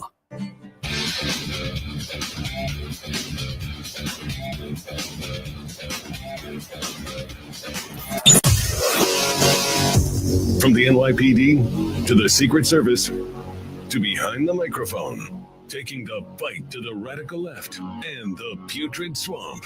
You're listening to the Dan Bongino Show. Here he is, Dan Bongino. All right, so this thing is getting really bananas now. When I say this thing, what are we talking about? The radio show? No, the radio show has always been bananas. It's not getting anything. This UFO story in New Jersey. I just spent a solid hour, about 35, 40 minutes of the podcast, digging through this thing. And we've got Congressman Jeff Van Drew, who is a New Jersey congressman, coming on in 2 hours, 2 p.m. if you're listening live Eastern time. You're not going to want to miss it. Folks, this story is like freaky deaky do on Diana Ball here. And I'm going to tell you why. You know what? Let me just give you the bottom line up front because you know I hate teasers. Where am I going with this? Jim wasn't sure on the podcast how I was going to land that plane, but he says, "Did you not? You said you liked it? Where am I? Yeah, I'm good because I was a little worried about that story." Folks, there's only 2 possible scenarios about what's going on with these objects flying in the sky in New Jersey. Number one is, and I think this is just logic and reason apply. Number one is they know, and what they know would be so destructive if it got out that they're lying to you about it, which is a 9.5 out of 10 on the concern meter. Or number 2, they have absolutely no idea what's infiltrated our airspace, despite every law enforcement, military, local, state, FBI, DHS, Pentagon asset. They don't know what it is, which is a 10 out of 10 on the concern meter. And I'm pretty sure I got that correct. Folks, I spent a good amount of my adult life doing security advance work for foreign digs, the president, who cares, right? I mean, I hate having to say that, but there's some people who they're new to the show. And they're like, well, how the hell would you know that? So forgive me for bringing it up. I don't want to sound like I'm trying to be pompous. I promise you I'm not. When you do bubble security plan, not a circular security plan, but a bubble, a 3D spherical object. That's how you're supposed to look at security for the president, who has probably the highest level outside of the Pope. The Pope always had a pretty heavy security footprint in the United States. That bubble is just about every asset the Secret Service and the military had when I was there goes towards the president. So I'm pretty familiar with what the air picture is supposed to look like. It is so rare for between the military, the TRACONs, the FAA, the locals, for someone to have no idea what's floating around in the air. It's rare. It happens, but it's rare. And when they don't know, they can usually track what it is. And here's the interesting thing about objects flying in the air. Jim, pretty common sense, right? They've got to land somewhere. So I'm sitting there playing, I wasn't playing golf, but I was doing, they've got it right. They've got to take off from somewhere too. They're not space aliens, right? Well, maybe that's for another show. So I'm doing this site for Obama. He's golfing, and I'm the lead advance agent in Martha's Vineyard, and he's golfing on this golf course with Michael Bloomberg, the old mayor of New York City, and we had an airspace violation. And it's a long story, but we had to deploy an air asset to force this plane to land, but we knew about it right away. Folks, the air picture is really, really tight. The air picture is very tight in heavily population-dense areas, with a lot of airports, like northern New Jersey. Jim, northern New Jersey, New York, couple airports there, couple tiny ones, small one or two, like JFK, like, tiny little regional airport like JFK. Of course, I'm being sarcastic. You have JFK, you have White Plains, you have MacArthur, you have LaGuardia, you have Teterboro, you have Newark. Folks, I'm probably leaving about 20 of these out of the list. That area, the air picture is so bad. When I fly out of the area, when you fly out of Newark, or if you're flying out of Teterboro or whatever, do you know how many times you'll sit on a plane and you're like, oh, we're delayed? Why? Because there's not enough FAA people and the air pictures gets complicated. They know everything that's in the air. How do they not know? Now, I'm going to present to you two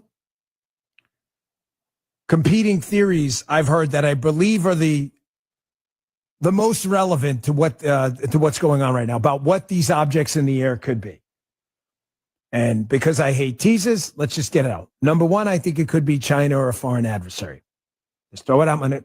Receipts incoming. Stay tuned. Some of you, no, hold on. Give me some time. We got 3 hours together, okay? Number one, I think the most likely scenario is it's a foreign adversary, and this is terrestrial technology. The second is it's ours. They're ours, and they don't want to tell you what they are or what they are doing because they may be searching for something. Personally, I think that's the less likely but not impossible explanation. Could it be space aliens from another universe? I'm going with Occam's razor, folks, okay? Coulda, shoulda, woulda been anything. I'm just giving you the most likely scenarios because that's what I do. I have no evidence whatsoever to believe this is some foreign technology, foreign meaning extraterrestrial. Could be, maybe. But I'm going to stick with the Occam's razor theory. The explanation that requires the fewest amount of assumptions, not the most. The reason I bring up the China thing, and I'm going to bring this up again later, is I've been following the work of Holman Jenkins, who I like a lot. He writes at the Wall Street Journal. I don't know this guy. I've never met him in my life. He's certainly not I don't think we share the same politics at all. But his writings about the Russia collusion hoax and the ongoing UAP scandal, if you've been following him for the last 2 years, the Wall Street Journal, he's been way ahead of this. And I've been reporting on this forever. He writes in the Wall Street Journal, I'll bring it up again later.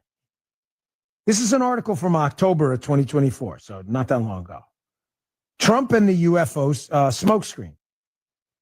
He notes, Holman Jenkins in his piece, it seems possible now that the snow job, he's talking about snow. This is snow. We don't want to Shepard Smith it. If you know, you know. Remember that? You ever see that clip? That's bad. It seems possible now that the snow job, talking about UFOs, was partly aimed at one person, then Commander-in-Chief Donald Trump. To keep a president deeply distrusted by our national security establishment in the dark about the establishment's failure to control the national airspace. Folks, this seems clearly like the most likely explanation of what's going on. Never attribute to malice what you can attribute to ignorance and pure stupidity at this point, okay? Folks, there are clearly people at the upper levels of our Pentagon. You know I love our fighting men and women, so that's a dispositive full stop statement. There are clearly people, the Mark Millies of the world, at the upper levels of our Pentagon that have spent so much time studying white rage. That's a quote, by the way, from Milley. White rage. That their concerns about securing the homeland and the United States against foreign enemies have maybe taken a backseat. Now, combine that with a Donald Trump 2016-2020 presidency, where he becomes a victim of deep state spying and attacks. We know it happened. We know Mark Milley was making contact with China, talking about all kinds of stuff he shouldn't have been talking about. This is all on the record. You can read the press reports about it yourself. Donald Trump did not trust the national security swamp because the national security swamp seemed more convinced that the threat was domestic rather than foreign, and the domestic threat was basically Trump and MAGA people. So now is this entire story starting to make sense? You've got this period. Now, Joe Biden's lost the election, okay? Pete Hegseth is likely going to be the defense secretary, a no-bull guy working for an even bigger no-bull guy in Donald Trump. And right in that period between where Biden loses the election and Donald Trump swears in, not so conveniently, producer Jim, a bunch of unidentified aerial phenomenon, UAPs, start to appear in the media center of the universe, northern New Jersey and New York. And by the way, everyone who works in New York in the business and television sector lives in northern New Jersey. Wow. What a weird coincidence that is. That is so strange. It's almost as if all the media personalities and bank and finance people that live there would start reporting on it. It would get on the news. It's almost as if one of our foreign adversaries understands the gig is up and is taking advantage of this time between Donald Trump taking office and Joe Biden losing to get kind of their last licks in there and show the American people, hey, look, man, this is what we can do to you.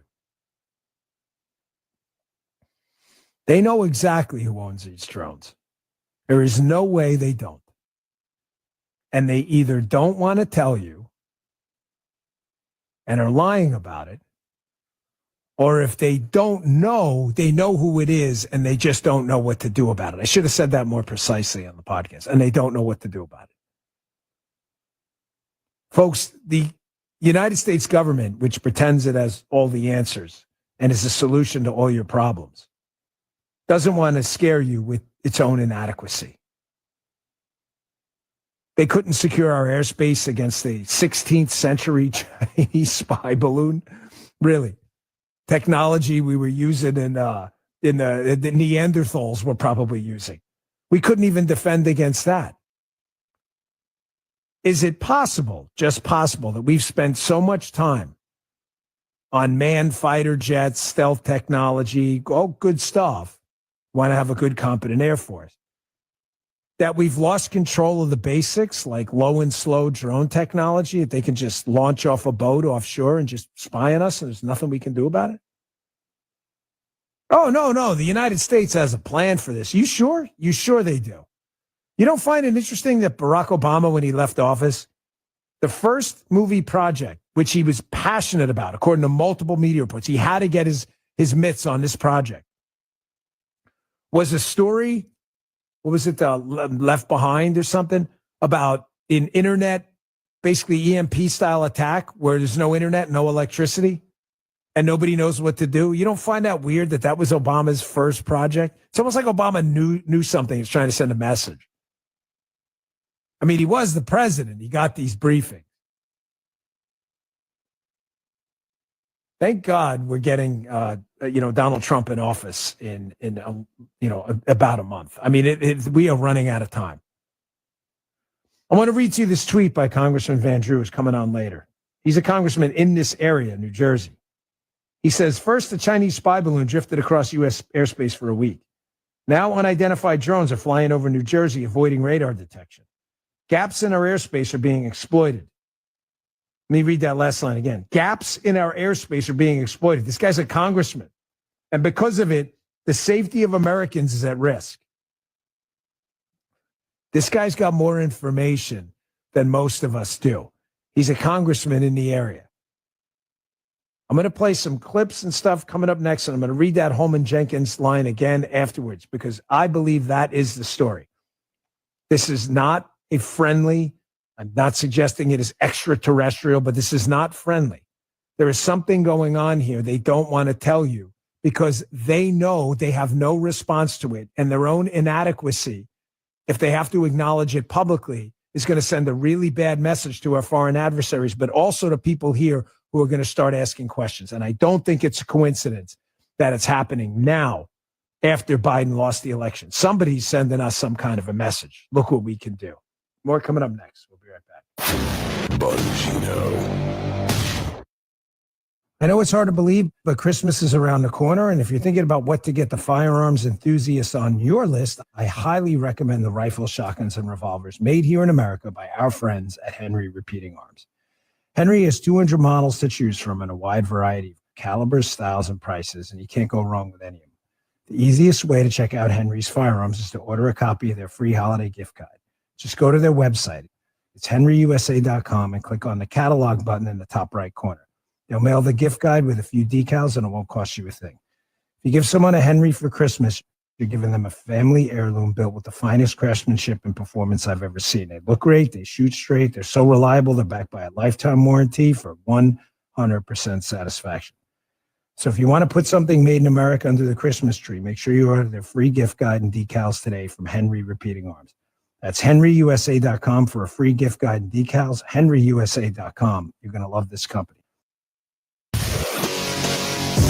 Dan Bongino.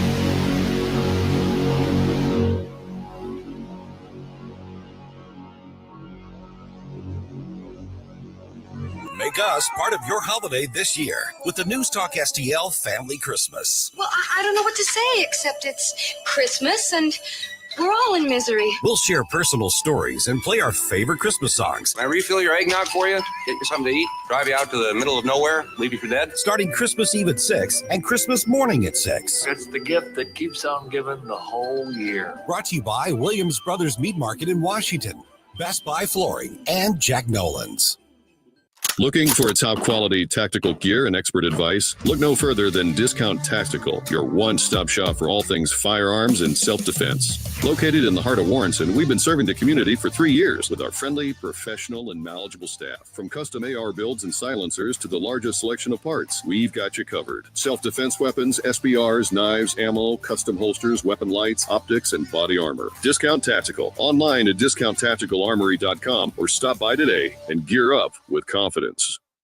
Epic STL is always on the lookout for highly motivated, goal-oriented, results-driven people to add to our growing, winning team of sales and content professionals. 1019 and 94.1 News Talk STL is a locally owned and operated venture of Epic STL. Apply to be a part of our creative, fun, and rewarding work environment by simply going to the Connect tab on NewstalkSTL.com and click on Application. Epic STL and News Talk STL are equal opportunity employers. Katie here. When it comes to your home's comfort, you don't need gimmicks, you need guarantees. At Elite Comfort Experts, we're your hometown comfort heroes. No flashy deals, just reliable service you can count on every time. From tune-ups to total system replacements, we're here to keep your family comfortable year-round. No nonsense, just expert care because your home deserves the best. Call Elite Comfort Experts today, where hometown service meets real results. Elite Comfort Experts, St. Charles' trusted hometown comfort heroes. Call Elite at 636-887-0971.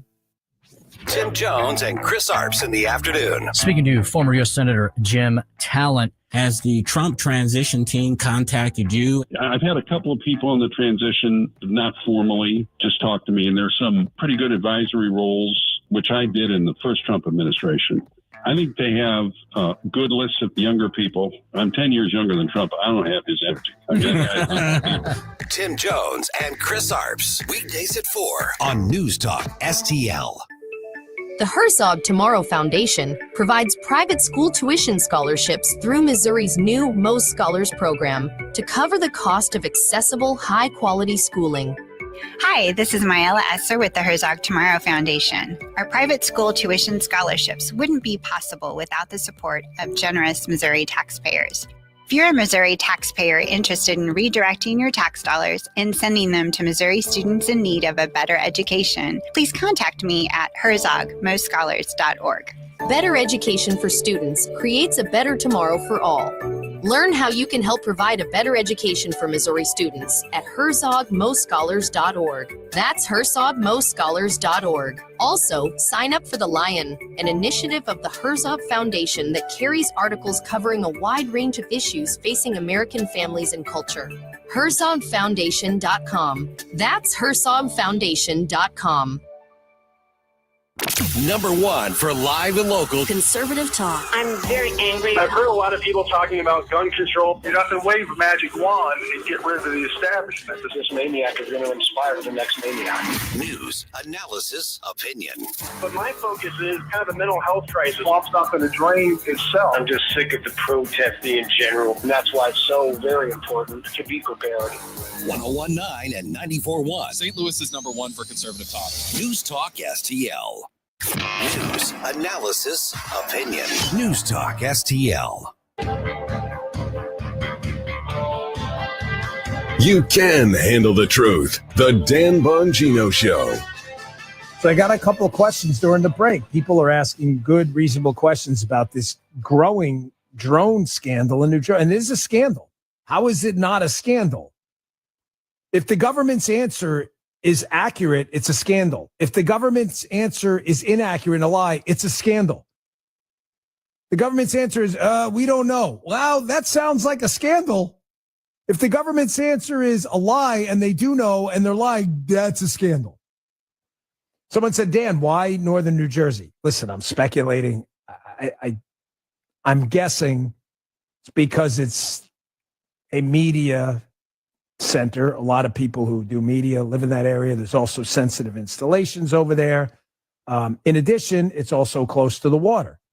So if you had something offshore that was going to launch a bunch of drones, it gives you a bunch of opportunities to say, hey, look what we can do to you, which is what I believe the story is. I believe it's a foreign actor and a foreign adversary. It could be wrong. The next few days, I've given it some time, but I believe that this is we have a blind spot to these things. Yes, there are billions of dollars being spent on technology to counter this stuff, but I believe we're behind the eight ball. Here's what ask any of your friends who may have been in the military or familiar with the military or military analysts. They had the same problem the Secret Service had when I was there. Yesterday's technology tomorrow. Just ask them. Folks, the military leadership have constantly given our fighting men and women yesterday's technology tomorrow. They're always fighting yesterday's war. So while we're developing this manned, aerial super fighter program, the F-35 and the JSF and these things, you've got countries now learning from Ukraine and others that, $100 drone swarm can be almost equally as destructive as one of these jets if you can get the thing down right. And has our military developed a plan for that asymmetry? There's another fascinating piece yesterday in the Journal about the abacus fallacy in war. And I thought this was interesting. This idea that you can just count up troops and aircraft carriers and amphibious assault vehicles and go, well, we've got more, so it's over. Well, folks, if it was over, then what would happen to Vietnam? What happened in Afghanistan? The answer is war isn't that simple. And are we missing something? Is there a technological blind spot where, and I'm going to produce some evidence for this later, that our military's like, we don't got to worry about $40 drones from China. I mean, we got the JSF strike fighter program. I mean, what do we got to worry about that for? Is there a blind spot there? Is someone sending us a message before Trump takes office because they feel maybe the last opportunity? We'll see. The seat's incoming. Paid for by Christian Care Ministry. So right now may be the perfect time for you to rethink how you pay for health care. And here's why. This time of year is decision time for a lot of people, but it's also when you can join MediShare and save even more than usual. For many families, joining MediShare means saving about $500 a month, which is a game changer for a lot of people, obviously. But what's more, MediShare members like it. Their satisfaction rate is 98%. Imagine that. And MediShare is a proven thing, too, for over 30 years. It's a Christian community of hundreds of thousands of people now. And here's the thing. If you join before December 15th and you mention the promo code SHARE, they'll waive your application fee. So you save even more right off the bat. I'll give you the number here in a second, but just call and you'll get a price within 2 minutes. And again, the deadline is December 15th. So call now. You'll save even more. Here's the number. 844-53-BIBLE. That's 844-53-BIBLE. 844-53-BIBLE. Dan Bongino.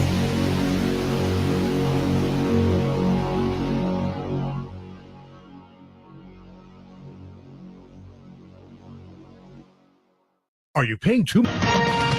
With SRN News, I'm John Scott. Fueled by pricier used cars and groceries, inflation in the U.S. moved slightly higher last month, in the latest sign that some price pressures remain elevated. Consumer prices rose 2.7% in November from a year earlier, up from a yearly figure of 2.6% in October. Excluding volatile food and energy costs, so-called core prices increased 3.3%. Measured month-to-month, prices climbed 0.3% from October to November, the biggest such increase since April. In Pennsylvania, Luigi Mangione, the suspect in the killing of United Healthcare CEO Brian Thompson, contested his extradition back to New York at a court hearing Tuesday. The action not expected to delay legal proceedings significantly. The Dow is up 3 points, the NASDAQ ahead 310. This is SRN News.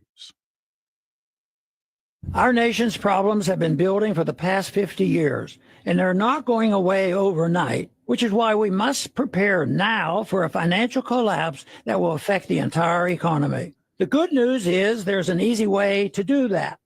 Hi, I'm Dr. Ron Paul, and I believe everyone should consider a gold IRA from Birch Gold Group to diversify their IRA or 401k. Gold is a proven bedrock in almost every kind of economy. To learn more, get a free info kit from my trusted friends at Birch Gold by texting the word PREPARE to 989898.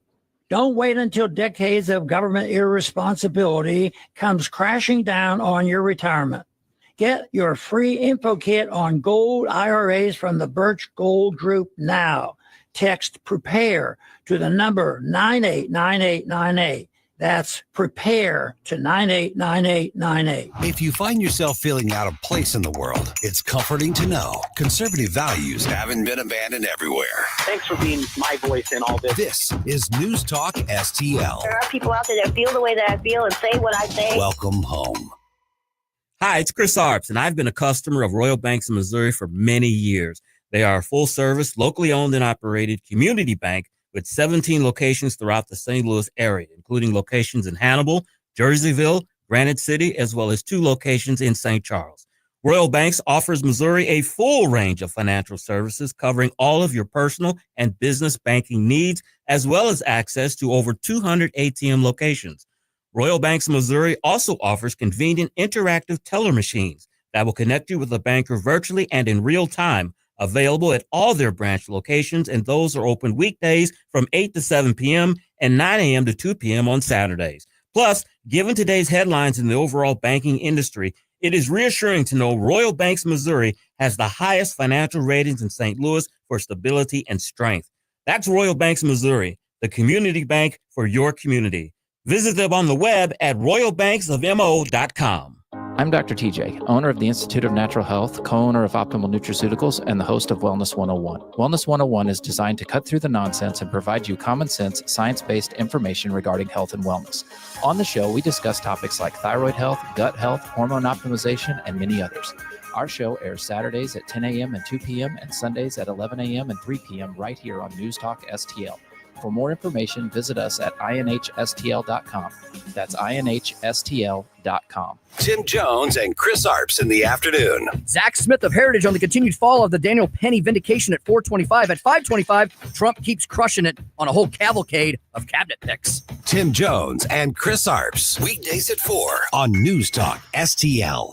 News, analysis, opinion. News Talk STL.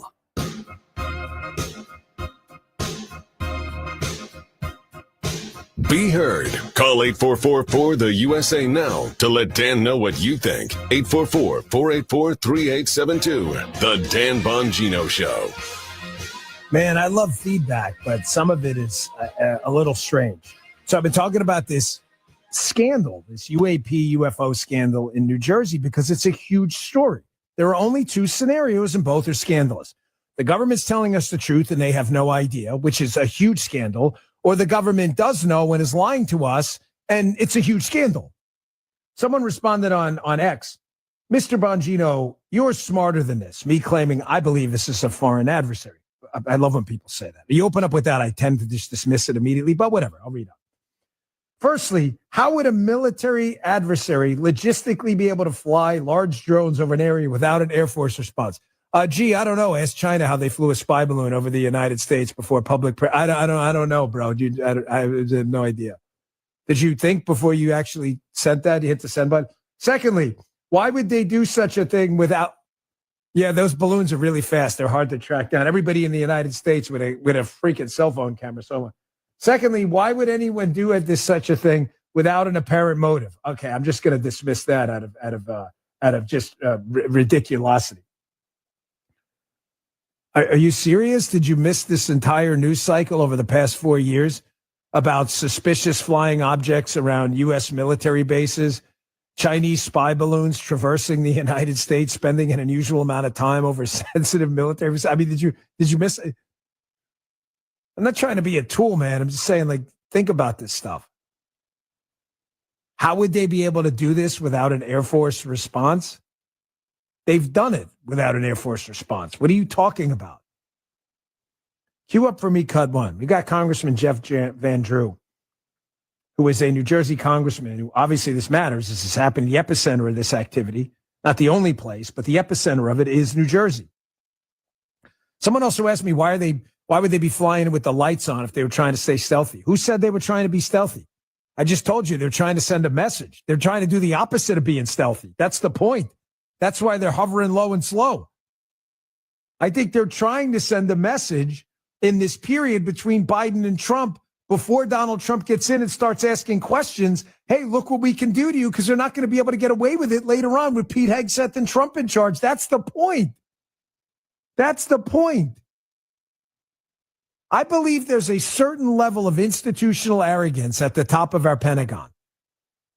The Mark Milley white rage people that are so convinced Donald Trump's a moron and Pete Hegseth doesn't know what he's doing and that they're in charge, that they can't accept their own aptitude and intellectual inadequacies when it comes to seeing problems.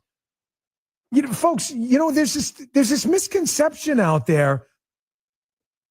I'm not saying you believe this, but that there's this misconception, I think, from the movies that government security intel and military people at the top, again, I love people who serve. Don't mistake this for the people on the ground doing the work. That, oh my gosh, it's the government. I saw in a movie one time, Ion Flux. The government definitely has this thing figured out. Folks, I worked in the government. I've told you 1,000 stories. Remember when the GPS first came around? I was in a meeting in Secret Service headquarters, and a guy comes in like, hey, man, you guys got a problem. George Bush rides his bike around, and you guys lose him. We can put this encrypted GPS and you won't lose them. And I'm telling you, people in headquarters were like, man, we don't need that crap. But I was there. Don't tell me it didn't happen. I remember some guy coming in with a firearm where you could shoot around corners. Not the round wouldn't bend. It was just a way to, it's a long story, but this was an interesting technology. They're like, we don't need, why would you need that? Oh, I don't know, because you have to stick your head out. Otherwise you get your melon shut off. I mean, I don't know. Why would it? You assume like upper levels of the military are any different? Put yourself in the shoes of an upper level Pentagon official who for 20 years has been lobbied by a defense industry person and has made relationships around a particular weapons program. Say this weapons program is the JSF, the Joint Strike Fighter. You think you want to hear a story about how some shepherd in Afghanistan is going to beat you with a bunch of $40 drones on Amazon? Your whole reputation goes up in smoke. You don't even want to hear it. You're like, forget that. We're going to keep this gravy train going. Do not assume that the military Pentagon leadership has their handle on anything. Reputations are at stake here. You think a guy who invested his entire life in surveillance detection, aerial surveillance detection technology from 20 years ago wants to hear about how the whole system collapsed in 5 minutes in northern New Jersey? You know what it reminds me of? When I was a cop and they started CompStat. When they used to bring in the precinct commanders and say, hey, how's crime in your precinct? And you know what they'd say every time, Jim? Oh, we're doing great. And then this guy, Jack Maple, comes in, the first deputy commissioner with Bratton, and he says, hey, we're going to do this thing called CompStat, computer statistics. These commanding officers, these COs, they start going into One Police Plaza, and they're like, yeah, crime is doing great. It's all down in my precinct. And the guy pulls up a computer screen and goes, that's not what we're seeing. These guys were sweating. These guys were peeing in their diapers. They didn't know what to do. They hated CompStat. Why, Dan? They're police commanding officers and priests. They want crime to go down. They didn't want crime to go down. They want to keep their jobs. The hell are you talking about?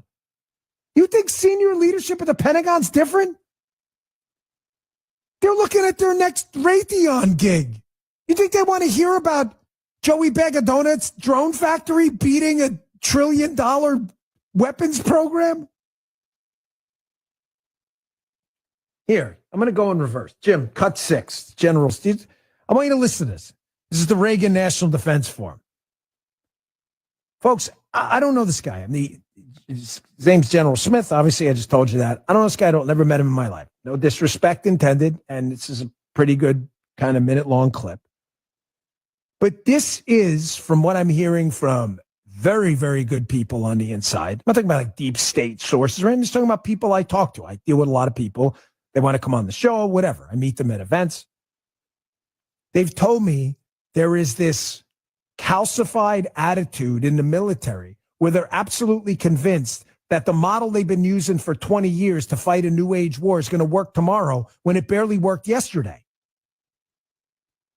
Here's General Smith on the China threat. And notice how he's so convinced that because we have, the abacus fallacy, as I was addressing before, that we have more tools than they do, and because we've got combat battlefield experience, which our heroes do, and that's invaluable. But folks, it's not going to stop a drone swarm. It's just not. Listen to this. The advantage lies with us because our last combat was captured on somebody's iPhone 14. The Chinese's last combat was captured on oil and canvas, and they should not forget that. It is easy to bluster, but it's another thing when you actually have to go toe to toe and go in harm's way. And we have a lengthy history of going in harm's way. In Iraq, in Afghanistan, we've built a culture of warrior excellence. We've built a culture of war fighting. We've built a culture of interoperability in the joint force. The PRC has not yet had to deal with that. They haven't had to deal with that in decades. So I would not undersell the value that our combat experience brings to this fight. Because again, their last combat was captured on oil and canvas. Absolutely true. None of what he said there is misdirection or lie. He is correct. Thankfully, due to our patriots and our heroes in our military who have put their asses on the line to wrap themselves in our flag and fight. Put their lives on the line for us. They have invaluable combat experience. And he's right. There is nothing like on the battlefield experience. I'm not a war fighter. I was a Secret Service agent and a cop. I was never in our military. I don't pretend to know what they do. And nothing bothers me more than even small attempts at some faux stolen valor. I hate it. But that does not address a potential tactical asymmetry that may be a blind spot. Folks, we may have the most advanced strike fighter force, air-to-air, air-to-ground combat air force in the world. If there is a low and slow object from a foreign actor or anyone else where it's not supposed to be there in the skies in a densely populated area like New York City or northern New Jersey, what the hell are you going to do about it? They don't seem to know. I had a guy sending me a message. Dan, I'm on the inside, whatever. I didn't use his name or anything like that. He's like, oh, they're developing a whole bunch of stuff. I'm sure they are. That's great. I'm sure that the Pentagon and other people, law enforcement, intel people, security people, Secret Service, DSS, are developing these things. Clearly, they're not developed, past tense, enough to do something because Americans, me, others, people who live in New Jersey, are deeply concerned, and the government has no freaking answers at all. Here's Karine Jean-Pierre. Jim, cut 3. This is about 1:20, but it's worth your time. Karine Jean-Pierre generally doesn't know anything about anything, so I wouldn't put too much into that. Karine Jean-Pierre's answer for everything is, I don't know, I'm going to defer to. But she looks genuinely annoyed by this question because it sounds like she actually does know the answer and is trying to not get herself baited into a timeline. I want you to pay very close attention to the end. When the reporter's like, well, when was he briefed? She's like, oh, he was briefed, but I don't know what. Well, how do you know he was briefed? The story's only a week old. What did you miss the day? She is clearly obfuscating something big here. Either they know who it is and they don't want to tell you, or they don't know who it is or don't know the capabilities and they have no response to it. Listen to this. There have been repeated drone sightings in the Northeast, especially in New Jersey. These are not small drones, some of them pretty large. They're flying at low altitudes. They're flying in flocks. Has the president been briefed on this situation? So we are certainly aware. The president is aware. So we are closely tracking and the activity and coordinating closely with relevant agency, including DHS and FBI, to continue to investigate these incidents. I don't have anything beyond that to share. Obviously, this is something that DHS and FBI are tracking very, very closely, and so I would have to refer you to them directly, but aware, keeping an eye out and looking into the incidents that you just mentioned. Still though, but has the federal government ruled out that these are controlled by foreign entities?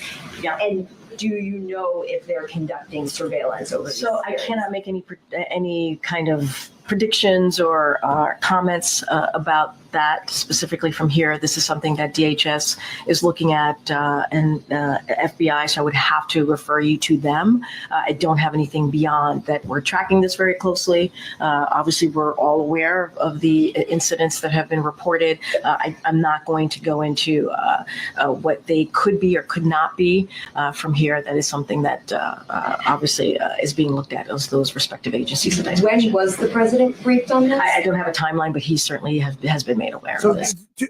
Two takeaways. She's convinced the president's been briefed. The story's only a week old, but she's not sure when he was. You're the White House spokesperson. Oh, gosh, I hate the word literally. That's literally your job. Oh, he was briefed. When? I don't know. So you got some thingies flying over a densely populated, very sensitive area of the United States. President Trump actually has his Bedminster club up there, military installations, the Verrazano Bridge, critical infrastructure, the media capital of the world. I don't know. I think he was briefed, like by other kids or something, Mr. Anderson style. Beavis and Butthead. It's like other kids. And then secondly, the DHS and FBI are closely tracking it. Obviously not closely enough. Nobody has any freaking idea what's going on. You're telling me our Department of Homeland Security and FBI that managed to spy on thousands of innocent Americans through their extensive use of metadata, the 702 databases, spied on President Trump. There's a low and slow object hundreds of people have got on camera that had to have landed somewhere, and the FBI and DHS are like, anyone want to go out for a Coors Light? I don't really got it. I don't really got anything for you. Oh, okay. I'll go out play some blackjack while you guys figure it out. You understand? No matter what the angle, this is a massive scandal. If what Karine Jean-Pierre is saying is true and they don't know nothing about nothing, that's a huge freaking scandal. If they're lying about it, it's almost as big of a scandal.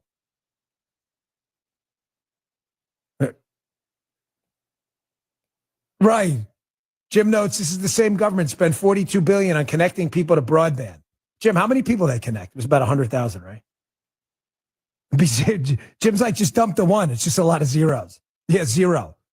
Maybe take that $42 billion, right, Jim? And the $80 billion you're going to spend on the IRS, and maybe figure out a freaking TRACON radar air detection system where low and slow objects are flying over residential areas of a densely populated area in the Northeast. Just an idea for the Doge, Vivek and Elon. Get on that right away. Just an idea. All right, I'm not even close to done with this. More coming up next. We'll be right back. Bongino.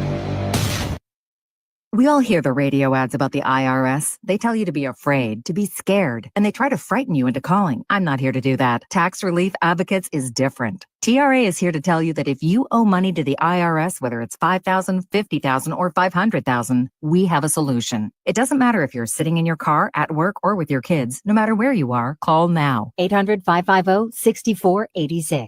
Don't lose hope. TRA can eliminate or reduce what you owe to the IRS. Generous programs are now available that can give you a fresh start. Our passion is taxes and helping individuals fix their IRS problems. We have over 1,000 5-star reviews on Google and an A+ with the Better Business Bureau. You don't need to be afraid of the IRS any longer. End your tax nightmare today by visiting us online at TRA.com or call 800-550-6486. That's 800-550-6486. Tax Relief Advocates. Real solutions for real people. Must qualify for enrollment. Results may vary. Dan Bongino.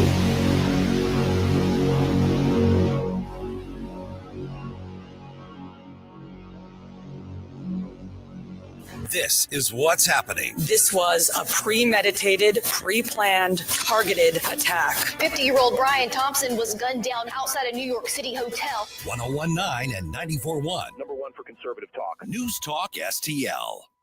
Getting new flooring can be exciting, or it can be a hassle.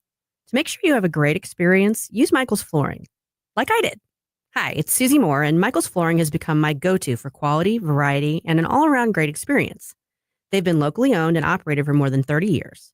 Carpet, hardwood, laminate, ceramic tile, natural stone, luxury vinyl, it doesn't matter. Michael's Flooring is ready to help. 3 locations to pick from: St. Peter's, Darting Prairie, and Creve Coeur, or online at igotfloor.com. That's igotfloor.com. Metro Shooting Supplies is a gun enthusiast ultimate destination. With over 400 rental guns, you can try before you buy. Serving Metro St. Louis for over 20 years, we offer the largest selection of new, used, and consignment firearms. Buy a new gun and get a free $200 range membership located at Fifi and St. Charles Rock Road. Metro Shooting Supplies, where shooting meets expertise. Visit buylearnshoot.com. Tony Colombo here for the cleaning pros at Zero Res, the team we trust with keeping our home clean and healthy. And the folks at Zero Res know how important it is to you to have a clean, healthy home this holiday season. And that's why they have this great offer for you right now. Book a cleaning with Zero Res and mention the Colombo special, and you'll get 3 rooms of carpet cleaned starting at just $129. Plus, you can take $75 off an air duct cleaning. Again, just mention the Colombo special when you call 314-474-2020 or when you book online at ZeroResSTL.com. Are you tired of hard chlorinated water drying your skin out, tasting bad, and ruining your fixtures? Jones Air and Water Treatment has a solution to this pollution. Our Hydratech H2O leaves you with great tasting, soft water at all fixtures in your home with 1 unit. Call Jones Air and Water at 636-899-1040 or visit us on the web at joneswater.com. You can be a filter or buy a filter. Jones Air and Water, 636-899-1040 or joneswater.com on the web. Call us now. Psst. Want to hear the best kept secret in St. Louis? Steph's Pizza. We're not afraid to compare squares. According to our customers, we have the best St. Louis style pizza anywhere, and we can't disagree. Dine in, pick up, or delivery at all 3 Steph's Pizza locations. In Lake St. Louis at 111 Potterford Trail, St. Peter's on Juggerman, and in St. Charles on Zumbel. Check us out at Steph'sPizza.com. Steph's Pizza. We're not afraid to compare squares. The Allman Report. Hey, Wednesday, Mark Payson has crawled out of his hole. We're going to talk to him. Plus, Rick Pogue. It's the Allman Report on News Talk STL. Jamie Allman, weeknights at 8 on News Talk STL. News, analysis, opinion. News Talk STL.